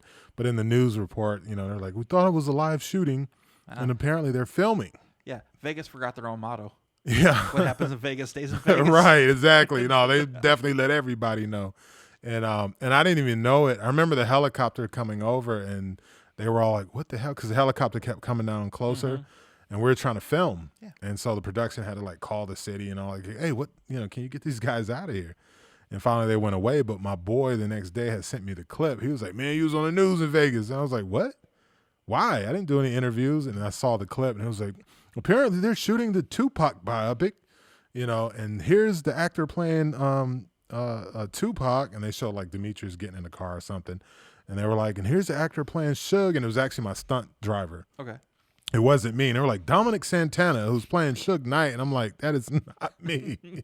But they ended up putting our pictures up. Yeah. But they had the right picture of who I was. And I was like, oh, this is kind of cool.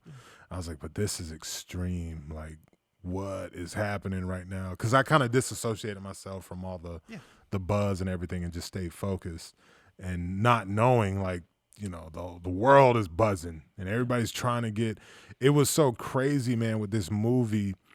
I mean, they had to keep going to extra steps to protect the IP of this movie. So many people, there's people with, blog sites and, pages on social media who had like 200 followers and blew up to like now hundreds of thousands from starting from getting people sneaking little videos on set, sending it to them or whatever.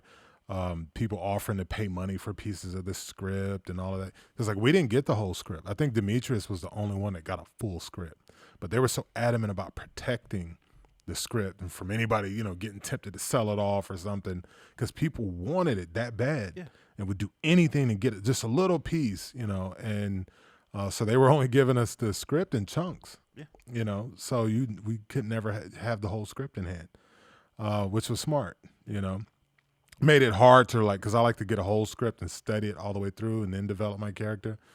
So that made it hard, but I knew who Suge Knight was, you know what I mean? So that it was still easy to find, because to prepare for it, I just spent, hours. The very first thing, funny enough, the very first thing I did when I got the role, it was time to study, was I literally just got pictures of Suge and stared at him for hours. Okay. Just stared. Yeah. But I was like, I need to, it was like trying to get his energy and trying to get, that just the vibe and like, how he holds his head and, how his whole face is structured. Because I needed to morph into that, even though, because we weren't twins. So I needed to, but acting tricks, if you can get little mannerisms, little tics and things that the person does, you can fool people into feeling like they're looking at that person, even though they'll start seeing that person, even though you're not twins, and so that's what it was about, was that. So I did that, and then started finding, did the normal stuff first, studying his interviews and stuff like. But as I was studying his interviews, I was like, people are different when there's a camera on them. That's not really the true them. And I was like, man, I need some info. I need some videos of him just not performing for the camera or not realizing the camera's on him. So then I found stuff like, I'm gonna get this wrong. Like TMZ?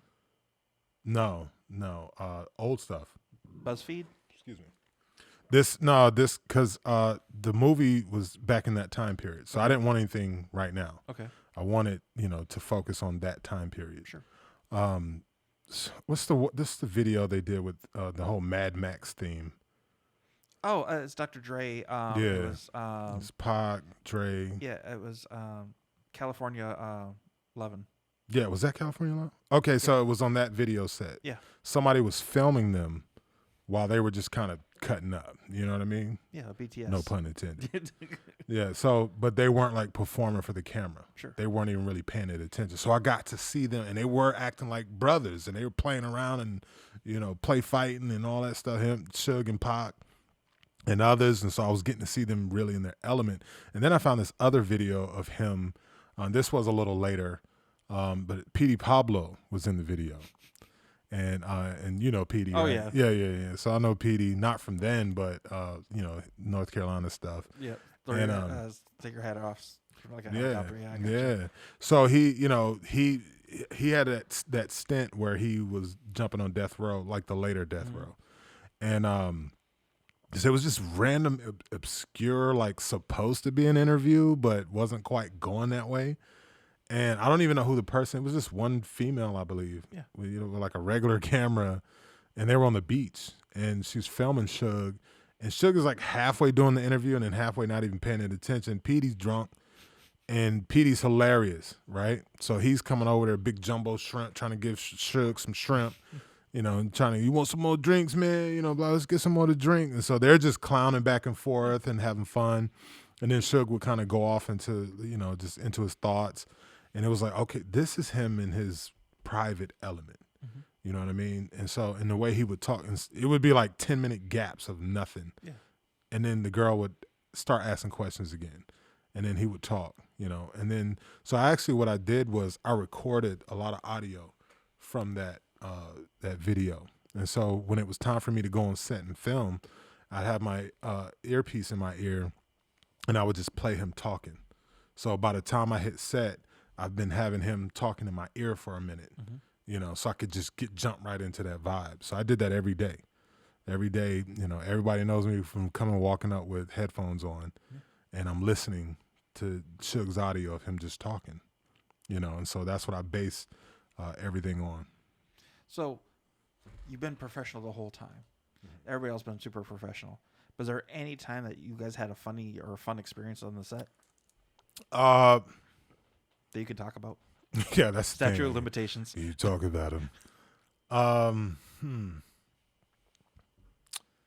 There was funny. I mean, we did a lot of laughing and clowning. Funny enough, the scene, the dinner scene where I'm shoving food in the guy's mouth or whatnot, I broke that plate with the knife, and it wasn't intended. That wasn't what was in the script. I just got so into the scene.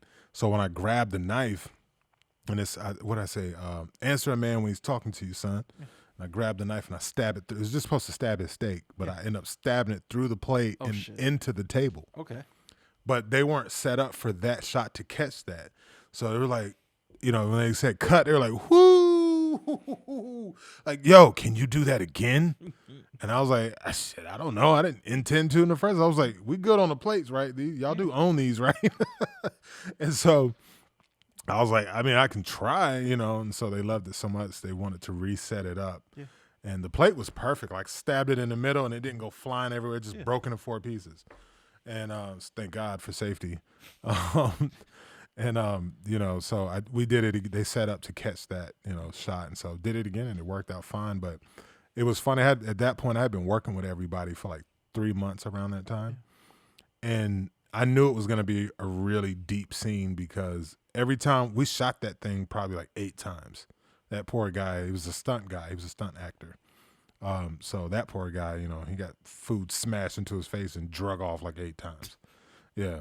But I mean, I'm a professional, so I talked to him beforehand, and I was like, "Look, man, I want this to be a really dope scene and whatnot, but I also respect you as a person. Yeah. I'm not just gonna handle you any kind of way, So tell me." And I always ask stunt guys this if I'm doing a scene with stunt guys, and I'm like, "Tell me how far we can go." Yeah. So because I don't want you getting mad for real at me. Yeah.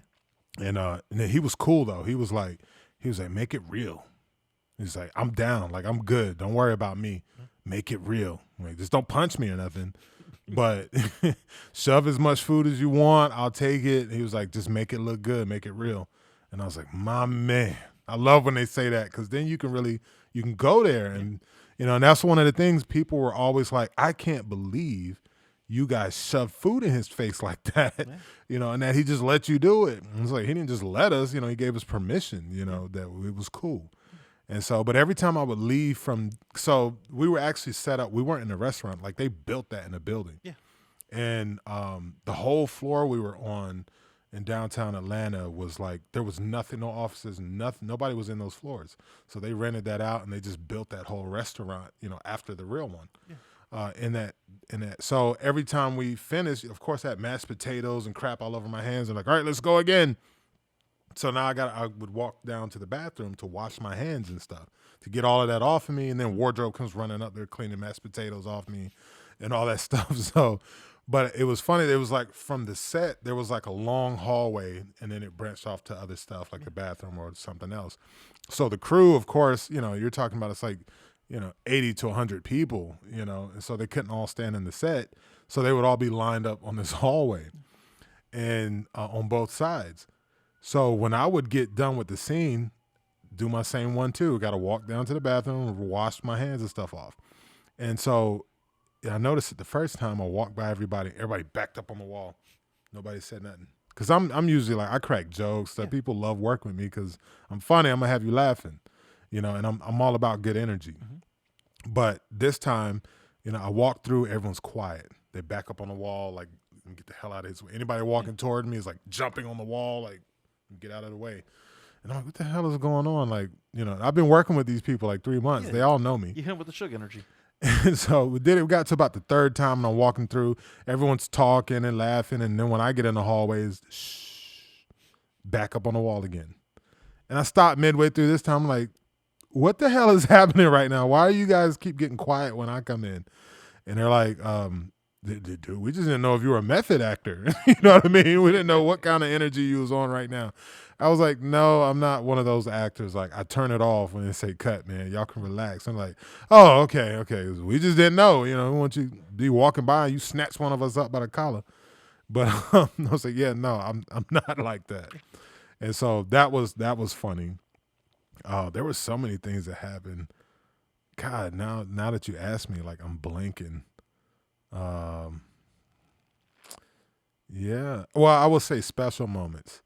When we did I do have a funny story for you. Sorry. Okay. I think the funniest story that I can remember was and this was also a really dope moment too, was the House of Blues Tupac concert scene that we did. And I didn't have any lines that day. Yeah. I literally was just there to party all day long. Okay. Right. And they built up like on a platform, like a death row, VIP type situation. Sure. So if you've seen the movie, we're up there. We got a bunch of pretty girls around us and me and the crew. And so we're sitting there, and that was like probably one of my favorite days because I knew I'd never get to see Tupac in concert for real. Sure. But I never thought I would be on a film set with an actor who, like, because I mean, Demetrius studied his ass off for that scene. Like, he knew how big that was because that whole thing was about many of us who never got to go to that concert, which is most of the world. And so it was like, we need to make this special because it's going to be, for everyone, it's going to be like the only time they get to see a Tupac concert. Mm-hmm. So they went all out for that scene that day. And Demetrius, I mean, to his credit, I remember him spending hours and hours studying that stuff, like Tupac's moves and everything on stage. So he bodied it, right? Yeah. And it was like 2,000 extras in there that day, which is a lot. Yeah. And everybody had Tupac stories, like just why they love Pac, or like, I don't care about the money, I'm here because Pac, I just wanted to be in all them people wanted to be. And normally extras are like, I'm here to get my, $100 or whatever it is now, $100 and some free food and chill.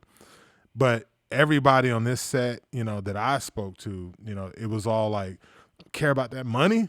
Man, it's Pac's movie. Like, I was not going to miss this. People just wanted to be there. You know what I mean? So that energy, you get that energy, and all of us actors working on it, we all want to be there. And we all want this to be the greatest thing we can make it, for Pac. So all of that love for Pac in that building that day. And we're on a huge soundstage. And so anyway, we're sitting there and we got props, right? Mm-hmm. And because we got to look like we're champagning it up and partying, got the girls and all that. Demetrius is up there running back. That poor guy, he did all that running back and forth for like 10 hours straight. I was like, whoo. Yeah. But he killed it. You know what I mean? And so we're excited because it's like, especially from back where we were, it was like we're watching Tupac. He had on the same stuff. He's moving like him, we're hearing the music. And so we're getting a Tupac concert. So we're just having a ball, right? And in the front of my little setup, there's like, you had the ropes to, close off the stairs up to the platform we were on. And it was like 20 dudes that were like Bloods, right? And they're all in red. That were extras. Yeah. And again, I told you the energy that day was crazy in there. So they're like taking their job too serious. Like they're forgetting their extras, right? And so I literally had a dude, he was cool, but he just had me cracking up all day because, he was there. You'd have thought he really did work for me. Yeah. Like he was sitting there like, somebody want to come up. Hey, Suge, these girls want to come up. Nah, Suge said, nah.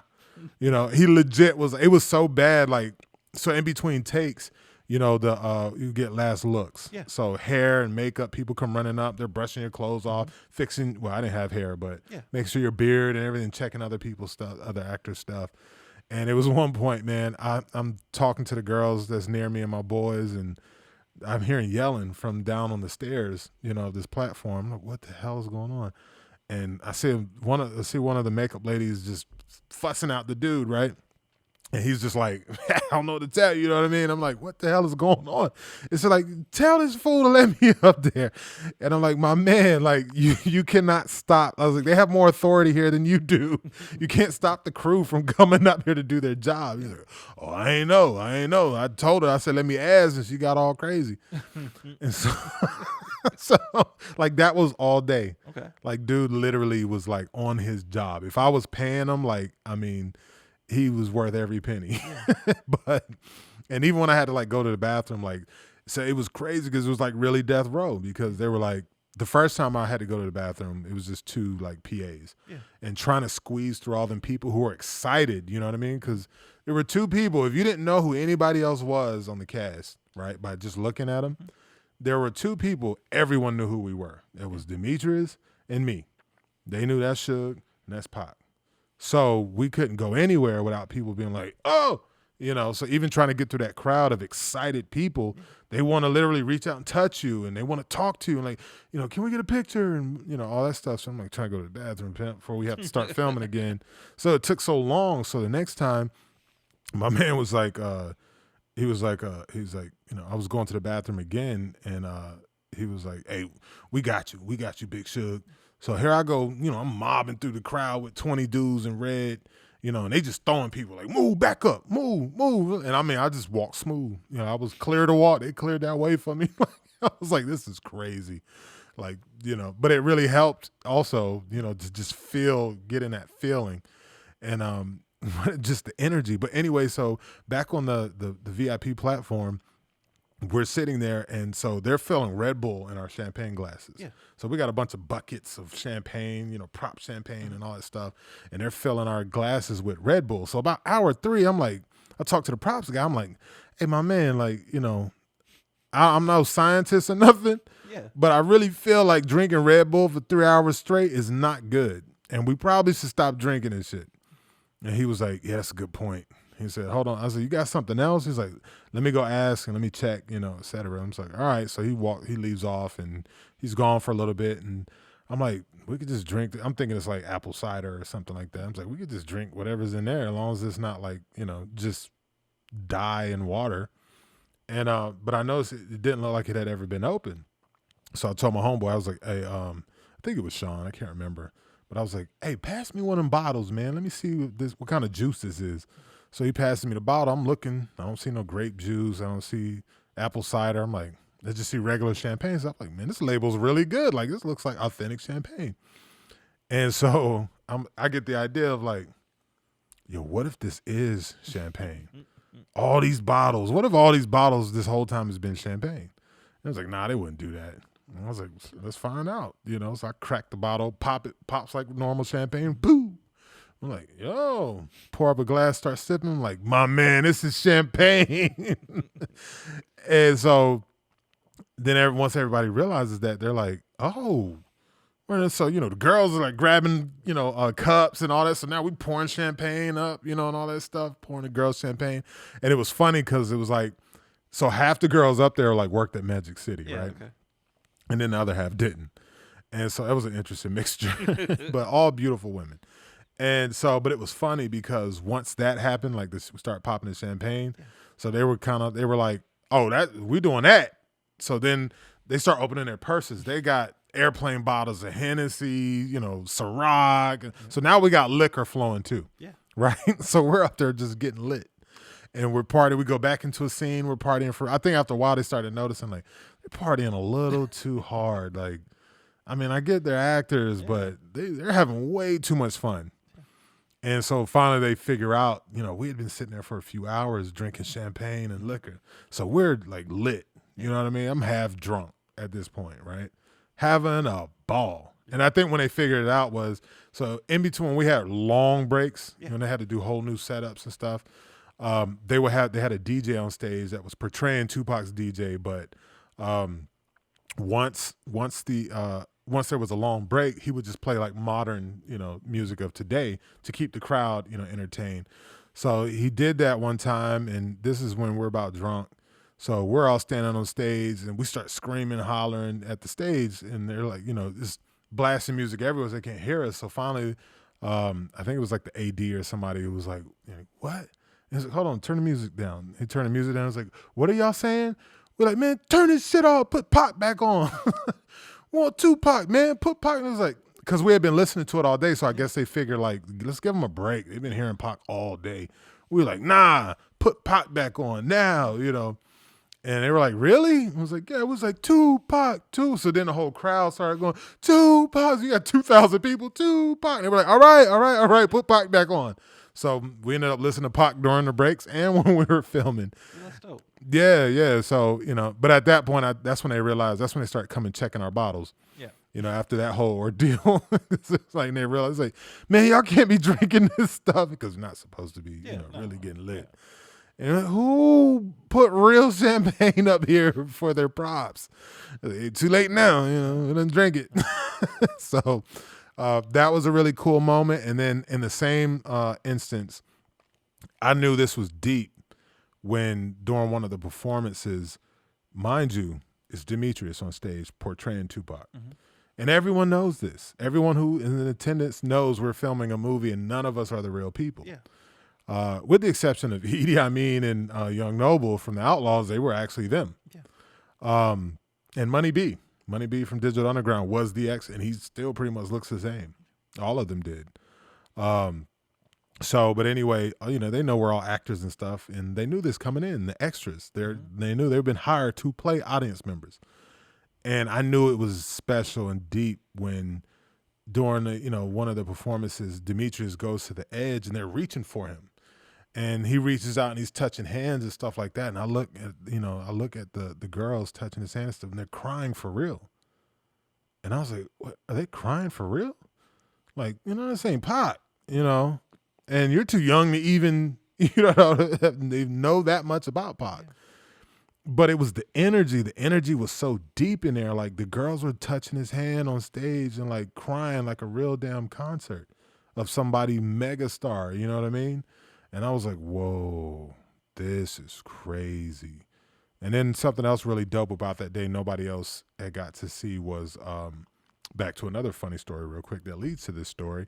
There's a section behind where all the crowd is. So there's a section where Video Village is. And for those that don't know, Village Video is just where they keep like the monitors and stuff that they can watch. The director or whoever can watch what's going on in the cameras. And nobody was allowed back there. And it was curtained off, but it was also nobody was back there. So it was like the AC was flowing nice. So they were like, you want to go take a break while we do another setup so you can cool off. And I was like, yeah. So I go back there through the curtain and I see Jamal. They have like a clothing rack on wheels and Jamal's like digging through clothes. And so I see him and Jamal Woolard. And so I'm like, oh, hey, what's up, man? And we go, I dap up and we chit chat for a quick second. And this little guy comes running up to me and he's like, hey, big dog, yo, can I get a picture with you real quick? And I look and it's Lil Boosie. And I was like, oh, shit. You know what I mean? Like, nah, like, can I get a picture with you? Like, what you talking about, man? Like, you way bigger than me.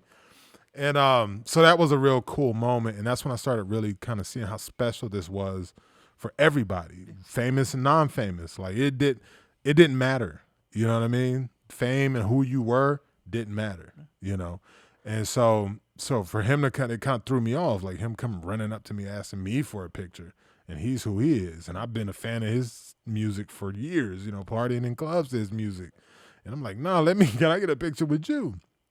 But anywho, so Jamal was there. They did something that wasn't in the movie. It was just a little special thing for just the audience that was there that day, the extras. And they had Jamal as, dress up, get back as Biggie, and they had him and Demetrius performing as Pac and Big on the stage together. So that was a really dope moment that the world didn't get to see, but they did it for, all the extras that were there that day. But yeah, I guess that brings the Boosie situation does bring up another point. There were a lot of celebrities, especially hip hop artists, that were just randomly popping up. Yeah. They just wanted to witness it, the behind the scenes, and like everyone knew it was happening, but they wanted to lay eyes on it. I mean, there was some days we came to set, T.I. popped up, Rick Ross popped up one day. Cat Williams popped up with like 20 people one day. I mean, you name it. Like they were just, you never knew. Like every other day we were coming to set, when we pull up to set, you see like a Lambo, Rolls Royce, those kind of cars like the Bugatti. You're like, who's here today? You know what I mean? And they were like kids in candy shops. You know what I mean? Not all like, yeah, I'm me and this. No, it was like, I can't believe I'm seeing this. And they see us and makeup and done all up, like Suge and Pac, and they were tripping. So that was really cool to see, how many people, what they would go through just to witness a small piece of it and say, I was there. You know what I mean? And so, yeah, that's probably some of the craziest moments during filming, at least. Yeah. So let's go to production day. Mm-hmm. So release day, I'm sorry. What was that like for you? Release day was crazy because by this point, so when the movie, the very first, most people don't understand the difference between a trailer and just a little teaser. So the first thing they dropped was just like a little teaser. And those are like anywhere from 10 to 30 seconds. You know what I mean? You're not going to get a lot out of that. It's just to tease you. That's why it's called a teaser. And it wasn't enough for the fans. So I remember when that first dropped, people were like, man, like, I don't know about this, man. Like a lot of stuff, like, because people just couldn't see it. And then they went back and they dropped that full trailer. And so I was like, man, I hope they, go a little harder than this. You know what I mean? Like, what are we doing? And then that full trailer with the acapella of Tupac, I won't deny it. And then little pieces of the, commercial. And then I'm a straight rider. And it had that ghostly, like, I mean, it was just crazy. That's the one where, like, the world turned up. It was like, oh, y'all right, okay. Now, and even I remember I got chills seeing that that trailer. Like, whoa! I was like, oh, this is gonna be big. And so, you wait like a year after the movie's done to get edited and promoted and all that stuff. And now everybody knows who we are, so it's just like waiting and build up, build up. And, every time they release something, the press goes crazy. Every little thing, the press goes crazy. And so it's just like, I mean, you couldn't go anywhere without hearing about it. I knew it was definitely different when an old white lady stopped me at an airport, because I was used to, like, I had done a lot of Swirl Films movies and, you know, quote unquote, you know, independent black films. So like black people for the most part knew who I was. Especially I did this movie Love for Sale that became like a cult hit on BET.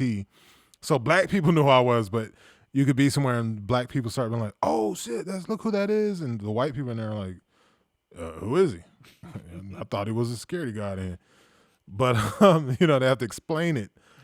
So for me, you know, I knew I wasn't mainstream yet, and then when that happened, you know, I knew it was like a, you know, 65, 70-year-old white lady, and I remember she was sitting I flew in to the airport and came out of the airport, and she was sitting on a bench. And she was like, "Excuse me." I was like, yeah. She was like, "Aren't you that actor?" And I was like, what could she possibly know me from? You know what I mean? Let me find out you watch Love for Sale. But she was like, "Yeah, you playing that Suge Knight guy, right?" And I was like, yeah. She was like, "Oh, I hope it goes good for you guys." You know, it's just like the fact that she even knew, you know, and then could pinpoint me when she saw me. It was like, wow, this really is everywhere. And I remember I went to a rental car place, and it was like this 40-year-old white guy, you know, and he was very professional doing his normal job. And then he was like, "I love Tupac." And I was like, okay, like, that was random. Like, he was like, "Yeah, you're the actor, right?" And I was like, "Yeah, you playing Suge?" He's like, "I can't wait for your movie to come out. Like, I'm so excited about that." And I was just like, whoa, you know, it's not just black people who know who I am now. And I was like, okay, this is different. Like Asian, black, white, Hispanic, at that point, it didn't matter. They were all, you know, coming up to me. This is before the movie dropped. And so we get to drop day.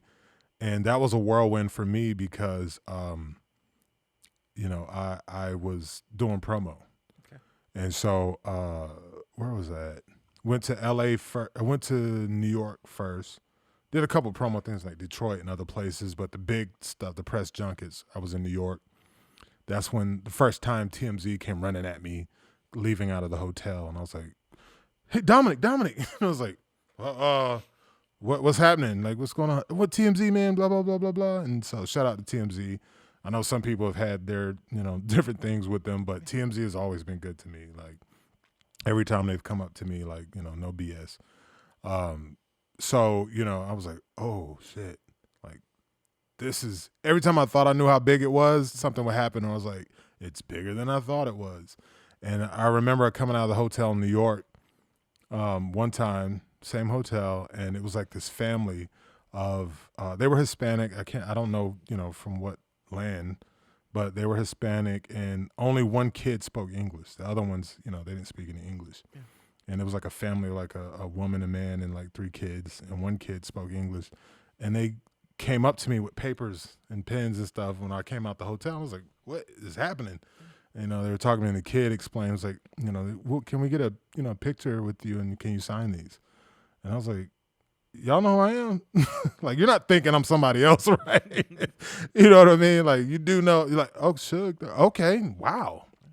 You know, so I knew this thing was bubbling. And we did press in New York, left from New York, and went to LA for the premiere. The premiere was crazy. The premiere was the day before the actual release. The premiere was crazy because we were there, and you know, do the whole red carpet thing. You know, I was staying at the Four Seasons, and apparently they have like a private level. Okay. So I got booked on the private level. So the elevator goes to the top, and then you got to get out and walk. And there's some stairs that go up to like 4 or 5 more rooms, which are like the prestigious. I was like, oh, this is crazy. This is nuts. And so, you know, we're there. But anyway, and I had to do a photo shoot like a couple hours before the premiere for a magazine, this magazine cover I was doing. And so I did that photo shoot, and then we left. And so all the red carpet stuff is scheduled. So every time you see the acts, especially with the stars of the movie, they'll have them, you know, Demetrius is going to arrive here at this time, then Dominic, then whoever else. So you get equal time with the press or whatever. And so we pull up to the red carpet. to the right was all the press and, E! News and MSNBC and BT and, whoever else. And, excuse me. And all the red carpet, pizzazz. And to the left, across the street, was like all these barriers and like hundreds of people who had just been waiting out there all day with pictures and all that stuff. And they're screaming. And I get out the car and I look to the left and I'm like, whoa. Like, whoa. Because I've been to premieres and had premieres, but they were smaller. But I never got there. And it was hundreds of people out there, barricaded up. And so the publicists that are running the red carpet, they come running up to you. Like I said, everything's scheduled, so they try to keep you on schedule. And so she comes running up and says, okay, so first you're going to talk to, and I was like, ho. I was like, what about the people? She's like, yeah, we don't have time for that. And I looked over and I saw like some of them were holding, they had printed out like 8x10s and bigger of picture of me. Yeah. And I was like, nah, fam. Like, I looked at her and she said, we don't have time. And I was like, look, none of this happens without those people, without their support. I'll be damned if I'm going to show up to this red carpet and they're out there screaming, holding up pictures of me, and I don't at least go over there and acknowledge them, And they were, fortunately, I'm a big dude, So they're like, no, we really don't have time. I was like, well, figure it out. I walked across the street to the people and they just erupted, And because sometimes they'll get like some of the off characters, but it's rare you get the stars come up to you and show you love. So I run over there, I'm shaking hands, slapping fives, and people are handing me, I'm signing stuff. And then they all kind of start piling down. I started to realize, oh, this is why you don't come over here, because it gets crazy. And so it got so bad, like, and they're over there behind me, rushing me, like, we really got to get you on the carpet. And so I eventually just started. I was like, put all your pictures out. And so people were just holding it. I'm running down the line signing. I know some people's stuff just looked like squiggles, but just slapping hands because they want to touch you and all that. And they just went bananas, man. And for me, that was way better than standing in front of the press and the cameras and all that. That was mechanical and felt like just business, but that was personal. That was personal. I wanted to show them the love back that they were showing toward me. And my journey of getting there to even be in that position, and it was respect. I got respect for my audiences and my fans, you know what I mean? Because they don't have to support you. They don't have to show up and wait for hours to catch a glimpse of you.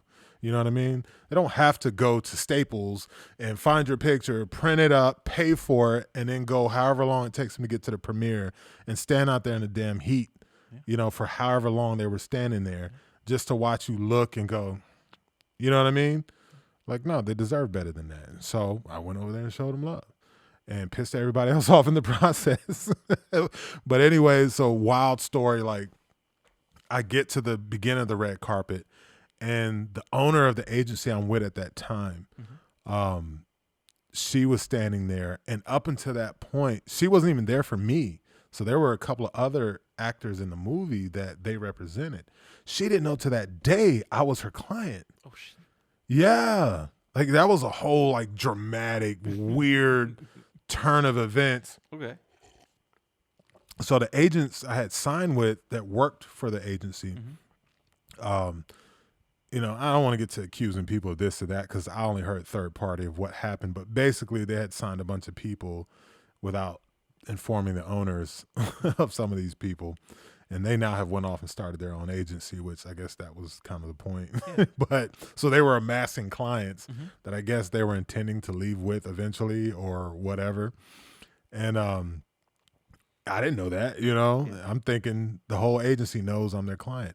No, only the two guys handling me knew I was the client of that agency. So the owner found, you imagine that? You got a couple supporting characters that are in a major movie, like the most talked about movie of that year. Yeah. You have a few clients in that movie, and then you come to find out you're also one of the co-stars in the movie, one of the most iconic characters in the movie is also your client, and you never knew it this whole time. Yeah, how does that slip through? Right. So, she was just like, please, please, please stay with us. Yeah. Stay with us. Let us show you what we can do. I'm so sorry. I didn't know this whole time you were our client. Yeah. And so, and I ended up, I'm a loyalist, so I ended up like, she told me the scenario and the situation, at least her version of it. And so I was like, okay, let me see what you guys can do now that you do know. Yeah. And they still didn't do much of shit. So I ended up moving on. So I'll leave them nameless, but the B team got me here. I don't need the A team. Yeah, they didn't do anything different than those guys had not done. Yeah. So anyway, it was a mistake. I should have left instantly and went and while I was hot, got a bigger agency at the time.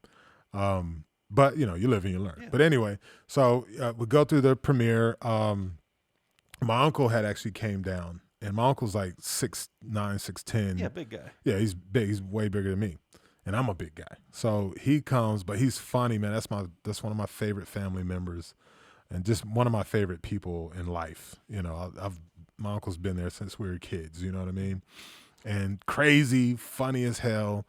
And just love him to death. Shout out to Big Lou, Lou Bryant, LB. But so he flew himself out there. He was like, nah, I'm coming to support, I want to be there for you. I was like, yeah, I'd love you to be there. So he, flew out there. And man, him being out there was just hilarious. So we're out there and I got so much going on, and he understood. So he was like, do your thing. And he almost fell on Russell Simmons. So that was like a hilarious, moment. I wasn't outside for that, but my business partner, Chasen, he was there with me as well. And so we go in after the red carpet stuff, we go in to actually sit and watch the movie. And my uncle's calling, like will call got all messed up, right, for the celebrities. So the celebrities' will call is all jumbled, and they're trying to figure it out. The movie's about to start. And, with celebrities, you got a bunch of celebrities. So in their world, they're all the bosses and special. So they're getting fussy with the people will call. They're getting frustrated. My uncle's like, they can't find my ticket. And I'm like, I'm one of the stars of this thing. Like, just get them in. Like, well, you know what I mean? So I'm like, I asked Chase, like, you please go help my uncle. Because the actors were supposed to be in there at that time. And so he's like, yeah, all right, I'll go try to get his stuff straight. So he takes off and goes over there. And he calls me a little bit later and he's like, yeah, man, they can't find his ticket. It's all jacked up. I don't know what happened, but the will call's all messed up. And so I'm like, well, just tell him he's my uncle and like just fucking bring him in. Yeah. And he's like, I'm trying, man, but I don't even know who to talk to. There's so many people out here. And I'm like, damn it. All right. So I was like, I'll be out there. Hold on. Because I'm a very proactive type person. And it's my aunt. You know what I mean? Like, I'd be damned if you're not going to get in here. Yeah, and he flew out there and everything. Exactly. Yeah. And so I get up and I start walking out there like, where are you going? Please, you got to, like, you're one of the main people. Like, you got to be in here. And the movie's about to start. I'm like, I'm going to get my uncle, period. And so I go out there and Russell Simmons actually comes walking by me. And it was funny because I wasn't expecting to walk right into Russell Simmons. So I'm walking and I'm annoyed and kind of pissed, that is all this problem to get my uncle in. So I'm walking and then here's this little guy comes walking by and I'm like, oh shit, it's Russell Simmons, So I'm like, hey, Russ, how you doing, man? And I stuck my hand out and Russell didn't even look at me. He stuck his hand out and like did a little quick tap and just kept moving. And I was like, okay, all right, cool. And, so I'm going and finally I walk over there. One of LT's publicists was sitting down there trying to help it out and she was getting frustrated. And I was like, look, I just need to get my uncle. And he's like, who's your uncle? I was like, Lou Bryant. And she was like, look, just take this ticket. I was like, I don't even know whose it is, but take this. You good. I was like, all right, cool. Thank you. And so then, I took and got him in and we sitting there. He's having a ball. I can't remember who was sitting in front of us, man, but like he almost fell over that seat. Oh, no. So Chasen was telling me about it. He was like, man, I just saved Russell Simmons' life. And I was like, what? What do you mean? So there was like this sign that was, stuck, that was on the ground, had sandbags on it to keep it in place. And my uncle had previously, before I got there, saw Russell Simmons too. And my uncle's very like, he's not inhibited. He's not shy at all, right? So he sees Russ and he's like, hey, Russ, I want to take a picture with you. So mind you, Russell Simmons, he looks like he's maybe like 5'6", 5'7". He's not, he's not a big guy. And you got this giant, who's coming at you with a phone. And he's like, well, take this picture with you. Well, apparently, and thank God Chasen was walking with him, his foot hits the sandbag and he trips. So he starts falling forward at Russell. Yeah. And Chasen grabbed onto the back of his jacket or whatever. And he said he pulled. I said, I pull for dear life. He was like, I cannot let your uncle crush Russell Simmons at your premiere. so he pulled him. He was able to catch his balance. You know, thank God Chasen was there. And but that was a funny story. And then we're inside, and he almost like he was squeezing in between the seats, and like it was somebody famous in front of us. I can't remember who it was now. But he he almost fell over to the next row on top of this person. And so he tripped a little bit, you know, trying to squeeze through the row. And he's like, he dipped down and grabbed the back of the guy's seat, and like my uncle's heavy. So that seat went back. So imagine you sitting there talking, and all of a sudden you get snatched back. Oh, and he looks back, what the hell? And I'm like, oh, you know. And I was like, my bad. And he got his balance back. But I was like, and I pulled him. I was like, let's just find a seat, man. So what else happened? So now Russell passes you. He snubs you. Mm-hmm. Now he sees your movie. Mm-hmm. Do you get a chance to see him again? Yes, I do. So not right before that, Floyd Mayweather walks around with like giant bodyguards. Yeah. And he comes around. He's on the other side of the theater. He walks around. And now, mind you, there were 2 theaters, which I didn't know this till like halfway through. We're in this giant theater, beautiful. I think it's Westwood. Giant, beautiful theater we're in. And it's all celebrities. Mm-hmm. You know, that many celebrities came out to watch this thing, from Madonna to MC Hammer to current and old. And across the street was for like non-famous people, you know, to sit and watch the movie. And I was like, damn, this whole theater is all celebrities. But anyway, Floyd Mayweather comes around the other side, and he's coming up toward our way. And my uncle like say, hey, Floyd. And his like he reaches, and Floyd's, I mean, whatever he pays them, they're good. And because they jump like, you know, like about to like, you know, hem him up. And Floyd's like, no, he's good.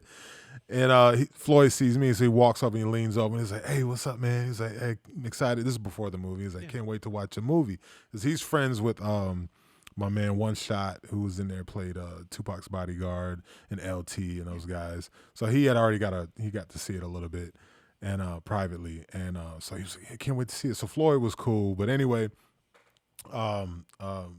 we go to the after premiere. What was your original question? Did you get a chance to see Russell again? Oh, yeah. So we go to the premiere after party. Yeah.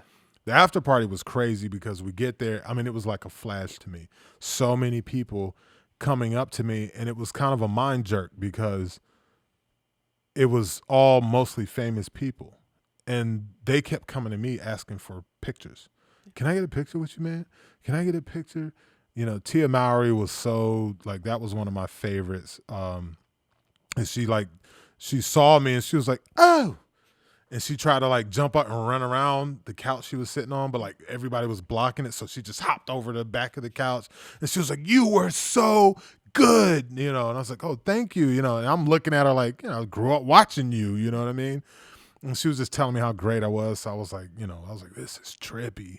You know, Snoop is like DJing the party, you know, here and there. And like, it's like that kind of party, you know what I mean? And you're just seeing people. The Golden State Warriors, shout out to them. They just won another ring, but it was the time they won that ring. And they had asked them, like, you know, thinking it was going to say Disneyland. What are you going to do? It was like Game 6, I think. And it was like if they won that one, it was over. If they didn't, they had to go for Game 7. Yeah. And it's like, if you win tonight, where are you going next? And it was like, yeah, we're going to All Eyez On Me premiere if we win tonight. And the host was like, okay. And they won. Yeah. And so sure enough, they showed up. They came, Javal McGee, all them. You know, so they showed up for that. And it was just a lot of Lakers. I mean, everybody. And but anyway, so my publicist is standing with Russell Simmons. Now at this time, this is after the movie. So now it was a couple of people that snubbed me not knowing who I was. Yeah. And after the movie, now everybody knew, like, oh, I didn't know, you know, welcome to Hollywood. Yeah. You know, oh, now you're somebody, you know, and you're a big somebody now, you know. And so so my publicist is standing with Russell, and my partner Chasen is over there with him as well. I go over to David Robinson, one of the producers, and we're talking, and he brings, so Joel Cox is like a legendary, you know, multi-Oscar winning editor. Yeah. Right. So like every major, like huge film, he's probably edited it, in the last 40 years. So that was like huge for me to meet him. And I'm talking, I didn't even know who he was. I didn't know what he looked like. Yeah. I knew his name. I knew who he was, but I didn't know his face. And he edited our movie, which was huge. I remember when I found that out, I was like, wait, how in the hell did I get Joel Cox to edit this movie? And anywho, so I'm talking with David and him, and David has to walk off to do something, and so I'm still talking to Joel, and he was like, yeah, man, it's nice to actually like talk to you now. Like I've been staring at you for hours a day. You're like, pause. Exactly. I was like, pardon? Like this conversation was cool. What do you mean staring at me for hours? And he was like, in the editing room. And I was like, oh shit. So that means you got to be Joel Cox. Like that's Hollywood history standing in front of you. Yeah. Legendary. You know what I mean? So I was humbled, like, wow, like I'm standing here with Joel Cox at an after party for a premiere for a movie I'm in that he edited. Like, this is crazy. Meanwhile, Chasen comes over and he's like, hey man, Chrishane, my publicist at the time, he's like, Chrishane's over there with Russell Simmons. He wants to take a picture with you. And I was like, well, he's gonna have to wait. And I wasn't really even trying to be a jerk. Yeah. But it was just like after earlier, it was like after earlier, I'm going to, because to me, he's still Russell Simmons, you know what I mean? Def Jam, it's legendary. So I'm like, I'm going to, but I'm film guy. I'm not a music guy. Yeah. I'm a film guy, and I'm standing with damn Joel Cox, of all people. And so anyway, so my business partner, Chase, he's like, dude, you gonna make Russell Simmons wait? So I pull him close to me, and I'm like, do you know who the hell I'm talking to right now? And Chasen's a producer. Yeah. He's also a film guy. So I'm like, do you know who the hell I'm talking to right now? He's like, no, some white guy. I was like, it's Joel Cox. He was like, oh, Russell gonna have to wait. I was like, yeah, that's what I thought. And so I introduced them, and we're talking for a minute, and I look back, and Chrishane is just looking like, what the hell? What are you doing? Get over here. And she's just keeping him company. But I that to me was more legendary in the moment for a film guy. You know what I mean? And I didn't want to just walk off from him. And so it wasn't really about no get back on Russell or anything like that. But it was like, hey, I tried to talk to you before. This guy, granted, he edited the movie, so he knew exactly who I was. But he's edited, Oscar winners. So, like, that don't mean nothing to him. And he's just being nice and, engaging in convo. So I'm, like, talking to him. So I'm like, hey, Joel, I turned back after a few minutes, and I'm like, oh, shit, Russell is still waiting over there. I was like, oh, I thought he would have been walked off. And so I was like, oh, shit. I was like, Joel, can you give me a second? Russell's over there waiting for a pick, and I don't want to keep him waiting, so I'm going to be back. And it turned out to be a really good moment, though, because I went over there, and Chasen was filming us, and Russell didn't just take a picture. Like, he actually stood there and was just telling me what he loved about the movie and how great I was and how good of a job I did. And coming from him was like, somebody who's so iconic in hip-hop was major. You know what I mean? So I respected that. But then, we get through the premiere party, and now it's time for me to shoot off to Miami to do more promo. Okay. We had a dinner with Lionsgate has set up like a dinner with the Power cast and All Eyez On Me cast. Yeah. At least some of the main ones. So like Amari Hart, Amari Hardwick was there, and a couple of others. I do have another funny story for you, real quick. We go to Miami. So later on in the filming, I find out, I'm like, who else was in the running? And I find out Boris Kodjoe was actually someone else that was in the running. Okay. For Suge. Okay. So now you see Boris Kodjoe, and you're like, oh, there's no way. Yeah. Now, I wasn't there, but there was like, I know what you're thinking. Sounds crazy, right? It's like, but they put Boris in makeup and like with a bodysuit with a belly and all that stuff. And he said, he was actually all right, He just didn't quite capture the essence, that you were able to with Suge. But don't laugh. It sounds funny because you think of him as like, normal how you see him, but in the suit, fat suit and everything else, like he was actually all right, And I was like, really? Boris Kodjoe was up for this? And so, of course, obviously that didn't happen because I played Suge. Yeah. But so then we go to the dinner in Miami, and who am I sitting across from? Boris Kojo and his wife, who I just, I don't know her, but, she was always one of those, actresses who was just like, oh, look how beautiful she is. So now I'm sitting across from her. And it was so awkward, though, because now I'm sitting with, and as an actor, I know these are earmarks in your career that help, as a catalyst, or if you miss it, it hurts. Yeah. No, he tried to steal my role. and so it was so awkward though, and he was cool. Like it was no like BS, but it was still like, I love your wife. She ain't going nowhere. You know what I mean? Like, and I wouldn't even disrespect him, but still, he knows his wife. Fine. Yeah, he knows his wife is fine. That's why he married her. That's And so, but anyway, they got me sitting across from damn Boris, knowing this, and I don't know if he knew that I knew that at that point, but it was a little bit of like, we didn't talk much. Yeah. You know what I mean? I talked to his wife more, and careful what you say. You're gonna be in human other, resources. Other people around me, but we didn't talk much. And it's just like, I wonder, is it awkward for him, or just because we didn't know each other either? So like, you didn't have to talk to me, but yeah. So we're in Miami, and then the movie comes out to the rest of the public.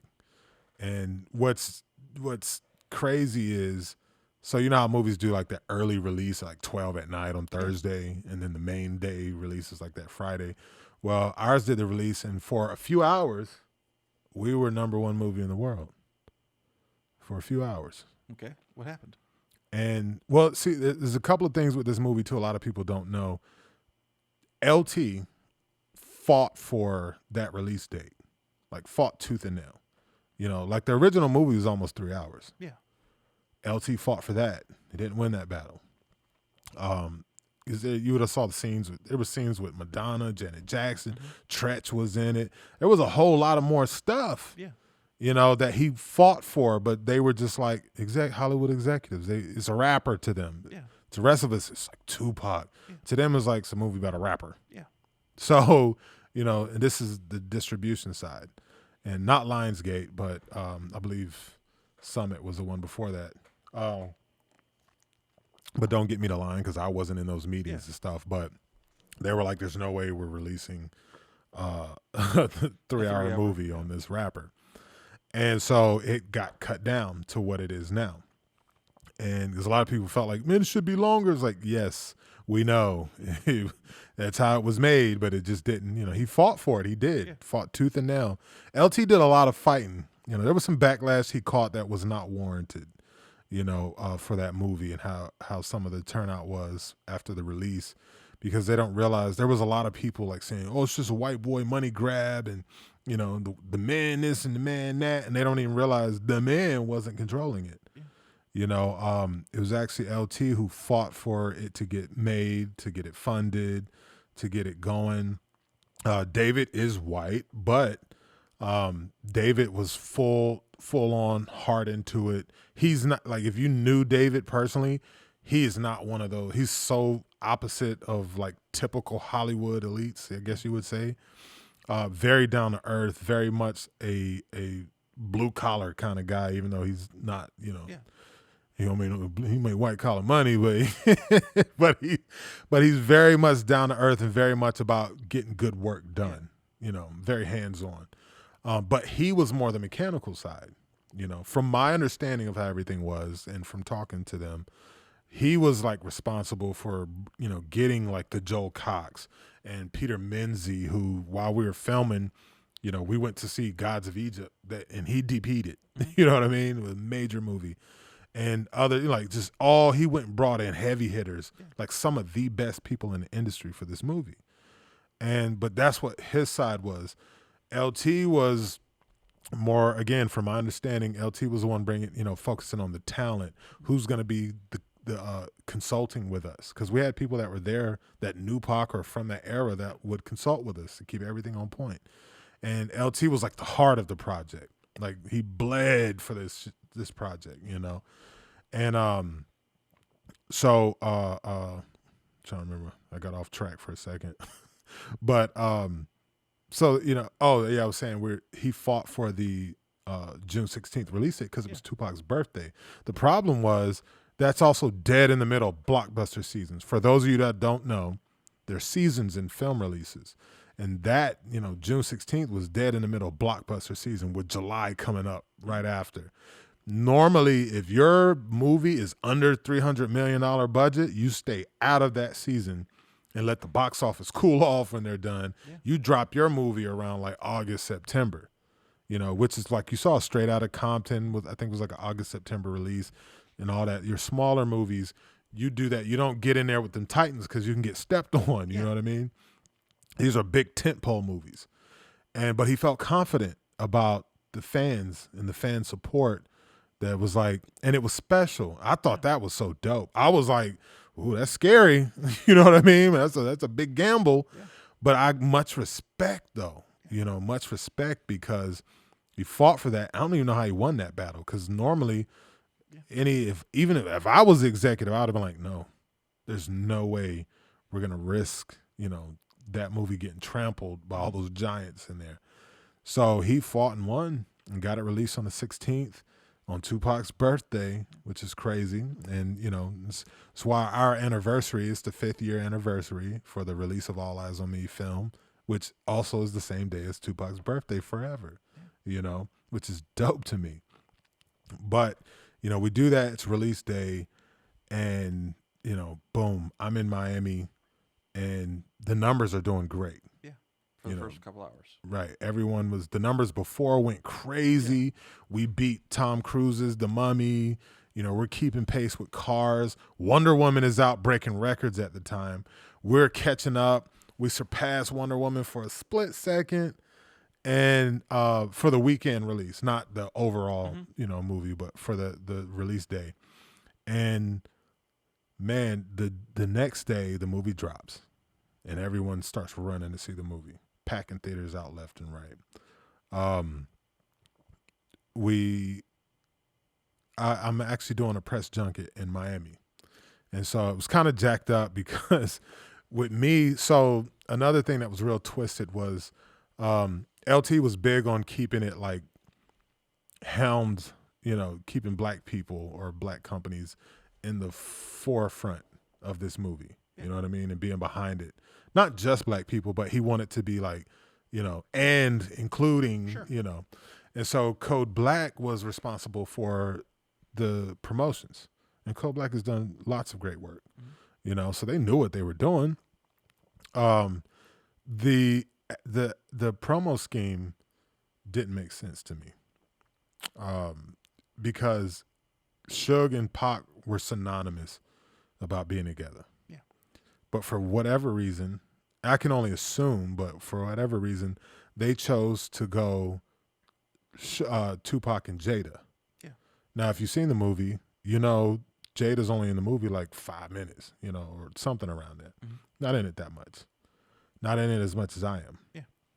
And instead of running and it was weird because they could have done it both, you know what I mean? But they were just like, nah, we're not going to do anything with Suge and the actors who played Suge and Pac. So I was just kind of pushed off to the side, which was confusing to me, because in the beginning it was like, you got your passport and everything, right? Because we're going to be overseas promoting. Like LT had a lot of ideas about, doing it big. Yeah. And I was like, yeah, of course I got my passport. Like, yeah, we're going to Europe. We're going to do the whole, and I'm like, I'm hyped, And they did go to London. I didn't end up being invited to that. But when we got to promo, I was like, why is Cat Graham and Demetrius the only ones doing everything, Which Demetrius was Pac. So he was supposed to do all the, the Jimmy Fallon shows, the late night talk shows and all this stuff, of course. But it was super weird to me, like, what about some of the smaller shows? Like, get me on the Steve Harvey show or something, there was nothing. And they legit, like, just iced me out of promo. Like, so it wasn't, there were people, a lot of people were really thinking, they started coming up to me. I remember they started thinking like there was an issue with me. Vindictive. And well, just like, like we didn't get along or something. And they didn't know we were cool as fans. Yeah. We had no issues. Me and none of the cast had issues with each other, which is odd, on a film like this, because you deal with egos and everything else, but there were no egos on this movie. And So we got along great, but people started coming at us like, why aren't you on talk shows and why aren't you with them? Why aren't you doing, because a lot of stuff Demetrius would do alone. And then when he wasn't alone, it was him and Kat Graham. And which, again, Kat deserved to also be part of promo. You know, she's a phenomenal actress. Like when I seen her do her part of Jada, I was like, damn. It's like she nailed the voice and everything. So, of course, you know, put her in stuff. But I didn't understand the whole ice me out completely. Yeah. Like they didn't have me on nothing at first. And I was like, what the hell is going on, you know? And they were just really trying to push that Pac and Jada thing, Pac and Jada, instead of pushing the Suge and Pac thing, you know, and which that's what people were used to seeing. Mm-hmm. Yes, Pac and Jada were close, but when Pac blew up, when the world started to really know who he was, they were used to seeing him and Suge roll. Mm-hmm. So I was like, it would make sense, and I think would galvanize the fan base even more if they had us doing something together. So if you look back, me and Demetrius never did any press together. Mm. The whole run, there's not one piece of press we did together. So people thought we had issues, and I had to keep explaining to people like, no, me and Demetrius have no problem. This is what they, you know, the powers that be decided how to promote this movie, which excluding me, I don't understand how that helps, but this is what they chose. Now let me ask you this. Yeah. Was Suge going through any legal issues at the time? Mm-hmm. So maybe Suge was already in jail at the time, but everybody knew about Suge. Like it wasn't no surprise, you know what I mean? So it wasn't like, oh, we got to keep this quiet. No one would have cared, you know? And then you're talking about, you're not sending Suge out, you're sending the actor. Yeah. I'm vastly different than actual Suge Knight, you know? And so, you know, it also robbed me of, because as actors, we need those moments because people see you as that character. So now they need to see you on the talk show talking like who you really are. Yeah. And seeing that, oh, you're an actor. Oh, okay, you're intelligent, you're mild-mannered, you're chill, you know, we enjoy, you're funny. You're an actor, not just some big crazy bastard they found to fit the role and just dealt with him while filming and was happy to get away from him once it was over. You know, so it sent a signal to Hollywood like, well, maybe they didn't have him in promo and stuff because he's some big crazy bastard. Yeah. And it's like, it's the opposite. Yeah. No, I'm an intelligent businessman who's an actor, you know, but I didn't get to showcase that, you know, so I was robbed of that opportunity and just left to people's assumptions, you know, and it's why, like, when I went to do Unsolved and they asked me to reprise my role for Unsolved, and that was a huge show and a lot of really great, important people over that show, and I'm not going to dive all into that, but, you know, they literally, All Eyez On Me was in its tail end run in theaters, and they wanted me to come play that role, and they literally flew me out and, you know, booked me a red eye back just to sit and have a two-hour conversation. And about 30 minutes into the conversation, I realized they want to make sure I'm not crazy. Because I'm a big dude, you know what I mean? Last thing you want is a big crazy bastard on your set that you're trying to work with for 5 or 6 months, and like, who's going to control him? So I was like, they wanted to make sure I had sense and that I'm actually an actor and not somebody they have to worry about. So fortunately, you know, they got to realize that, like, oh, you're okay. Oh, you're not some big crazy. You're a real actor. Like, you really experienced and you've been doing this. And so, but anyway, but that's what it caused. You know what I mean? Yeah. And so, but anyway, so my last name is Santana. So Latinx magazine, I believe it's a magazine, reached out to them and was like, hey, is the actor playing Suge Knight, is he Hispanic? So they hit me up and they were like, hey, are you Hispanic? I was like, well, my father is. And they were like, good. So we're going to send you to go talk to the Hispanic market. And I'm like, you know, I'm half Hispanic, but I'm black. Yeah. Like, I grew up with my black mama and my black family. Like, I don't really know. I don't speak fluent Spanish. I don't know the Spanish culture like that. Like, what do you expect me to do? You know, I'm down in Miami interviewing with Telemundo, you know, and there's nothing wrong with Telemundo, but it's like, so everybody that kept coming to me instantly started speaking Spanish, and I had to tell them, like, whoa, I don't actually speak fluent Spanish. Yeah. And they're like, oh, okay. And they speak English. But I remember sitting there, I'm interviewing with Telemundo, Latinx, all these different things that I'm like, I don't know any of this stuff, you know, these outlets or whatnot. But, you know, Tupac loved the Hispanic community as well. And so I was like, hey, cool. I love the Hispanic community. But I was like, you know, I wanted mainstream press too. I felt I deserved it. You know, I worked hard just like everybody else. I'm one of the most important characters in this movie, and it just should have been, but the people over it decided weirdly something different. Yeah. And so I was like, I better take it because it's the only press they trying to give me is talking to the Hispanic market. So I talked to them, and I actually, like I said, TMZ was really good to me. Ran up on me in New York. They interviewed me, another time, and after the Vegas stuff, they interviewed me and Demetrius real quick, and then they had reached back out and was like, "Hey, on release day, can we get an interview from you, just talking about you and you playing Suge?" And I was like, "Of course," So it's time for me to do that because we did it over the phone, like FaceTime. I FaceTimed in with what's my man's name, Harvey, with Harvey and my man with the dreads. That's like the two main hosts, and so. I'm tell the publicist that's there in Miami, like, hey, I got to pause on, because a press junket, you sit down and they have like 50 journalists, or reporters from their different outlets. They come and they get like 5 minutes with you. They get up and the next one comes in and you just do that all day, answering the same questions over and over. And so I was like, we got to pause here. I got my interview with TMZ, and that was like my only American press. So I was like, I'm doing this interview. And I set that up with TMZ. Like, they had hit me up personally, and I was like, of course. And so we're doing the interview.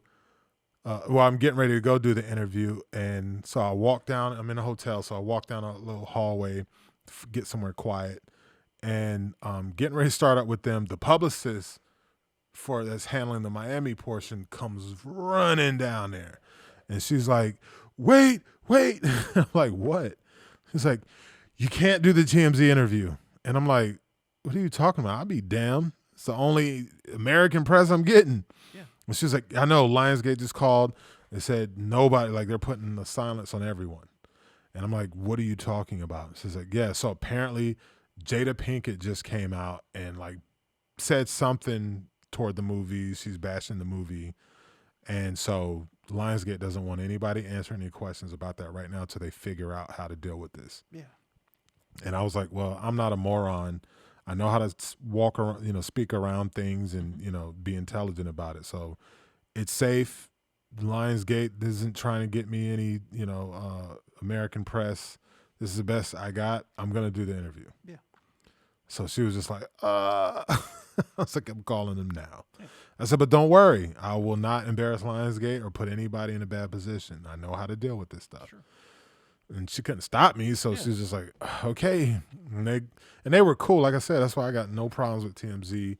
I call them up, and Harvey and my man is standing there, and he's like, look, so just to be completely honest with you, this interview is about you, like we said, but, I mean, Jada just came out with what she came out with, so we have to ask you about it. Like, this just happened. Yeah.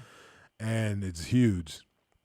So it was like, but we wanted to let you know, we didn't want to just jump you with a gotcha question. We wanted to let you know you can answer it however you want or however short you want. And then when you're done, we'll just move on to talking to you about you and your role as Suge. Yeah. And I was like, cool.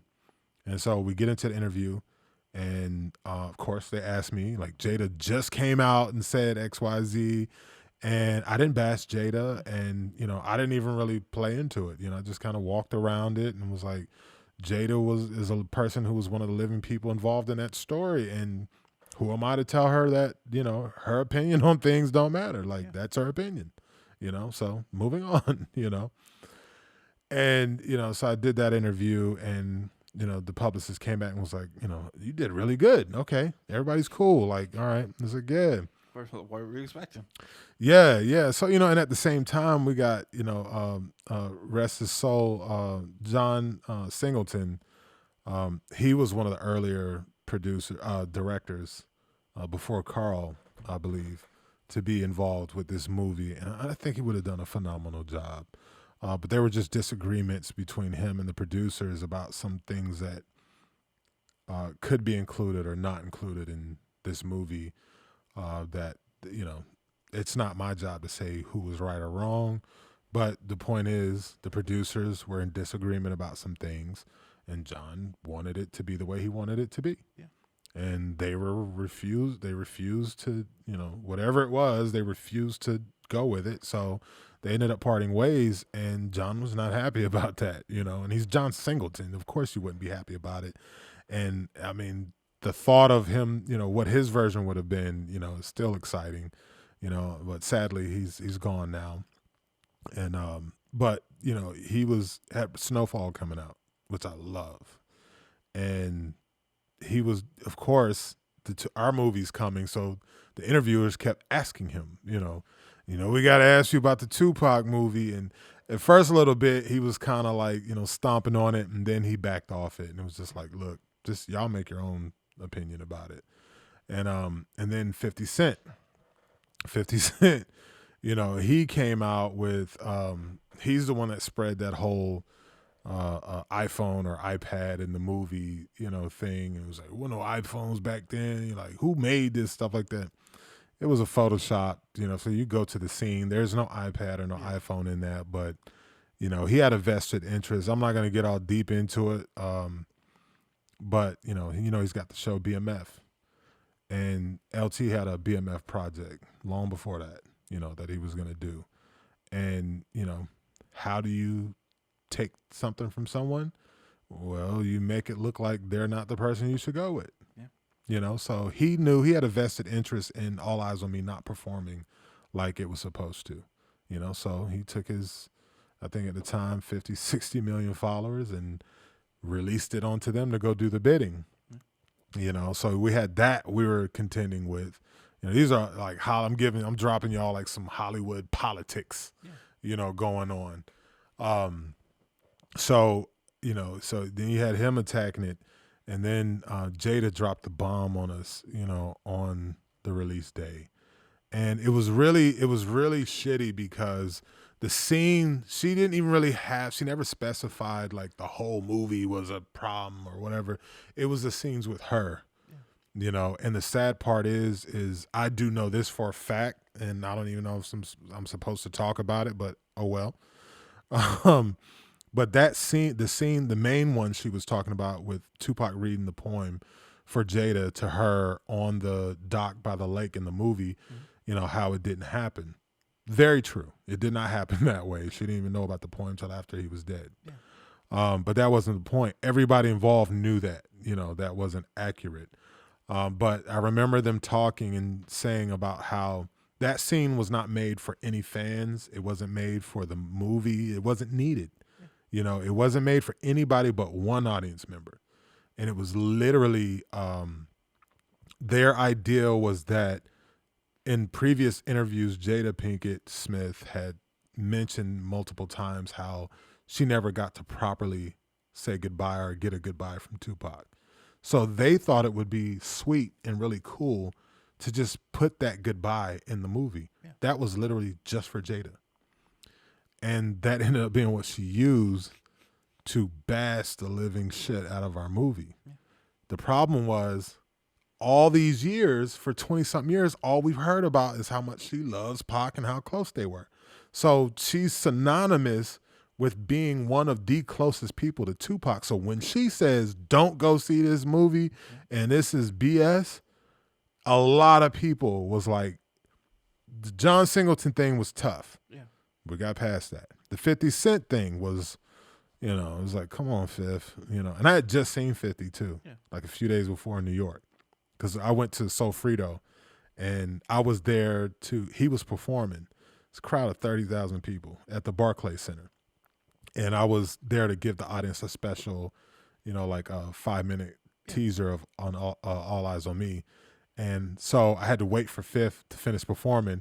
And then we walked by and we dapped up, you know what I mean? Like, it's all good, you know, and walk off. And then like 2 days later, he's like, oh, this movie, you know, I was like, damn it, man.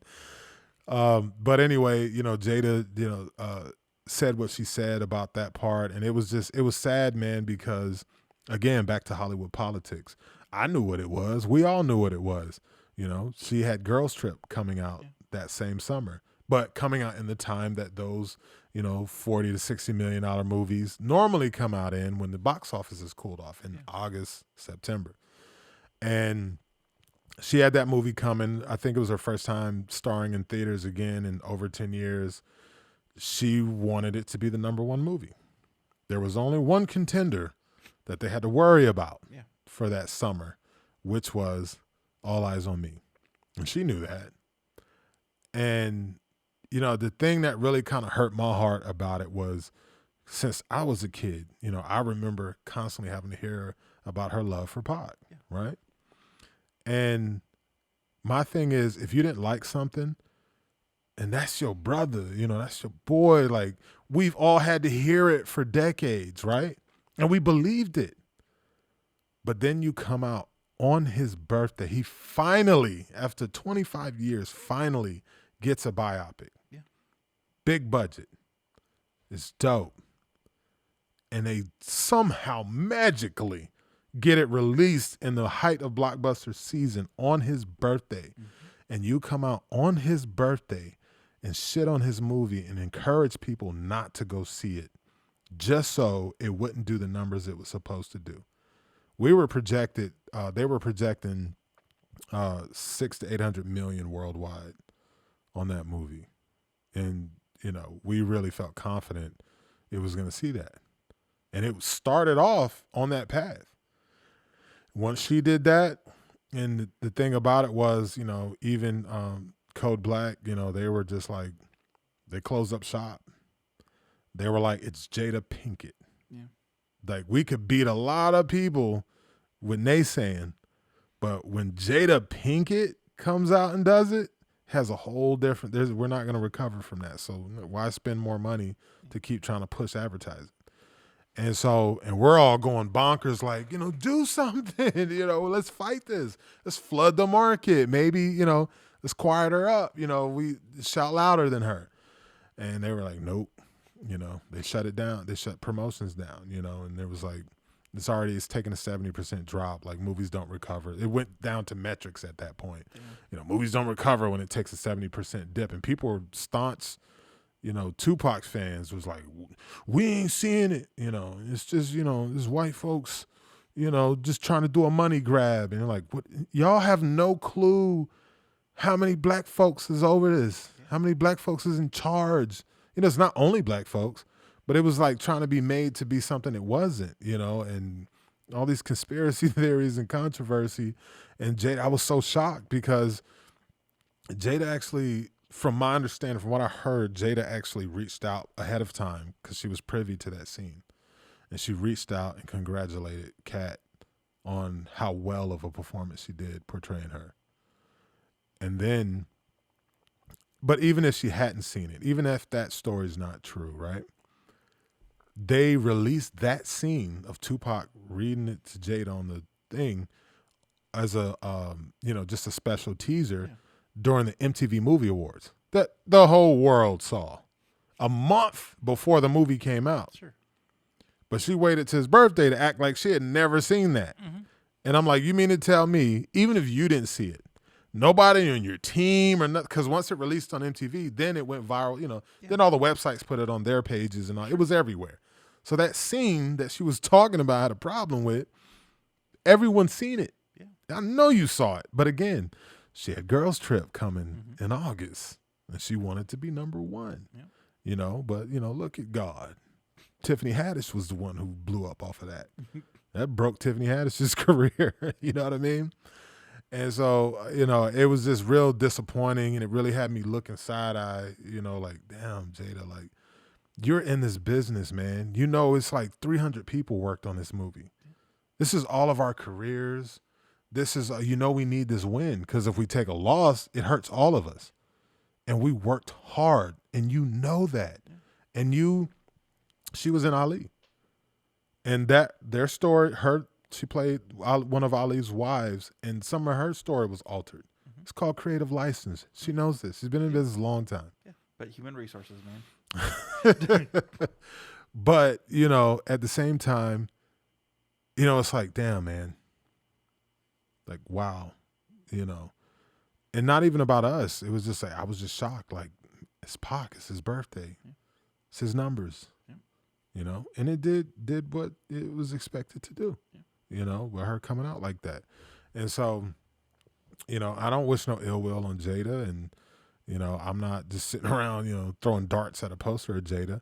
But I was just like, man, you hurt a lot of people that didn't deserve it and had nothing to do with what you were trying to accomplish, and so, that was kind of shitty, but we moved on, so, but it was still like, a lot of fans still came up, even to this day, man, like people come up to me and they're like, when that whole Jada thing happened, I was like, I'm not supporting that movie. And it's like, I watched the movie on, DVD and like HBO when it came out there. I was like, I eventually ended up watching the movie and like, I don't see what she was so mad about. I thought she was like all through the movie. And like, I see she's like 5 minutes and it made her look great, and it was like, the movie was great. Like, if I had a nickel for every time somebody told me, I wish I would have went to the movies to see it. I didn't know, but that's the politics of Hollywood. A lot of stuff happened, man. So, LT and those guys, they fought. They fought and fought and fought and fought to make this as big as possible and to release it as big as possible. We had a great time filming it. That's real true story. Like, we did not, the drama came after the release. Yeah. As far as filming, we were all in love with what we were doing and who we were there for. And all of us got along great.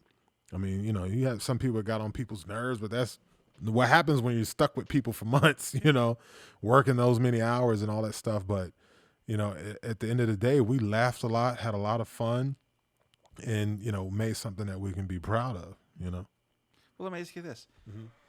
Moving forward, what about doing a Suge Knight project of your own? Is that something that's in the wind? I mean, there's been conversations. I know there was a conversation right after All Eyez On Me wrapped. That there was intention to do something big, but of course, the way All Eyez On Me ended up going was it wasn't a complete failure. It just didn't hit the mark. It had a high mark set for it, and it didn't get nowhere near that mark. So it was like, okay, it wasn't a loss, but didn't hit nowhere near where it was supposed to after all that controversy. So those talks slowed down, and then there were talks about a show, like a big budget show that I was really interested in.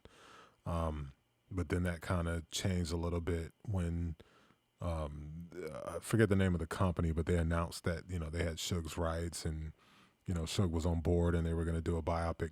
My thing is, I'm not opposed to it. Just for me, I played Suge twice and I feel like, I slayed it both times in Unsolved and All Eyez On Me. Both had great teams, though. Had great teams, and both were trying to make something amazing. So, because I originally wasn't even going to do Unsolved, but then when I found out who all was involved with it, I was like, "Oh, I'm not missing this." You know what I mean? And so, and it ended up being magnificent. So, I've showed what I can do, through that aspect, and now time has went by. And, you got to put on the extra weight, and because I'm taller than Suge, too. Okay.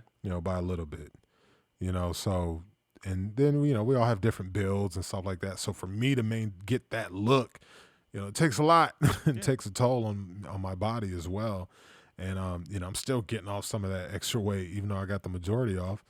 But, only way I would be interested at this point is, like, my question would be, like, are we going for an Oscar? Like, if we're going for that level, I don't want to make no hood movie about Suge Knight. I'm cool on that. Yeah. If you want to do big budget, worldwide theaters, and like we're going for Oscars, you know what I mean? That's different. I'm with that. But outside of that, I have no interest. Right. So what's next in the world of Dominic Santana? Oh man. Well, currently right now I'm on my it's season 3 of Hightown we're shooting right now, which is my second season. I joined the cast in season 2. So currently right now, that's what I'm working on. I also have our production company, Polymark Entertainment, with my partner, Chase and Beach, and we're developing several shows and films. We've actually already started submitting some shows to like Stars, not BT, but Stars, ABC, and other stuff. And then we have we have several projects developed, but we have 2 main ones that we're prepping to, finalize like the funding and all that stuff and get ready to shoot those. Those are 2 incredible projects. So we got that. and there's a couple other things on the table that I'm getting prepared for. Just revamping my body and getting into like action hero mode. So I have another film coming up that I'll be starring in. It's like an action-packed thriller, and I actually get to play the good guy, you know. So just been trying to switch it up and go more for, because playing Suge, like, you know, I realized it didn't go like Heath Ledger. I've said it before. Heath Ledger plays a psychotic clown murdering people and stuff like that, and he gets an Oscar and lauded with praise. But I play Suge Knight and kill it, and it's like, oh, he must really be a thug. He must really be crazy. And it's like, where's my awards and stuff? Like, what are you talking about? You know, but I get it. You know, that's Hollywood. Different lenses for different situations, and you know, so I'm just like, okay, I need to pivot more toward the some good guy roles. And as fun as it is playing bad guys or people perceived as the bad guy, it's fun, but you know, it makes it tougher on you career wise, because then everyone's like, I don't know, is he crazy or is he just really that good? No way he's really that good. And it's like, damn, actually, I'm just that good, man. You know, because I work hard. When I show up to set, I'm overly prepared. I'm professional, you know. So, you know, so just, you know, pivoting more towards those action roles and being the hero, and just trying to run in that lane. You know what I mean? I mean, it's like I told my agent, I was like, hey, man, the biggest movie star and the highest paid movie star in the world is a 6'5" brown guy. And he's having a ball up there by himself. You know what I mean? So I was like, let me get this 8-pack rolling so I can, you know, go up there and enjoy some of that lane with him.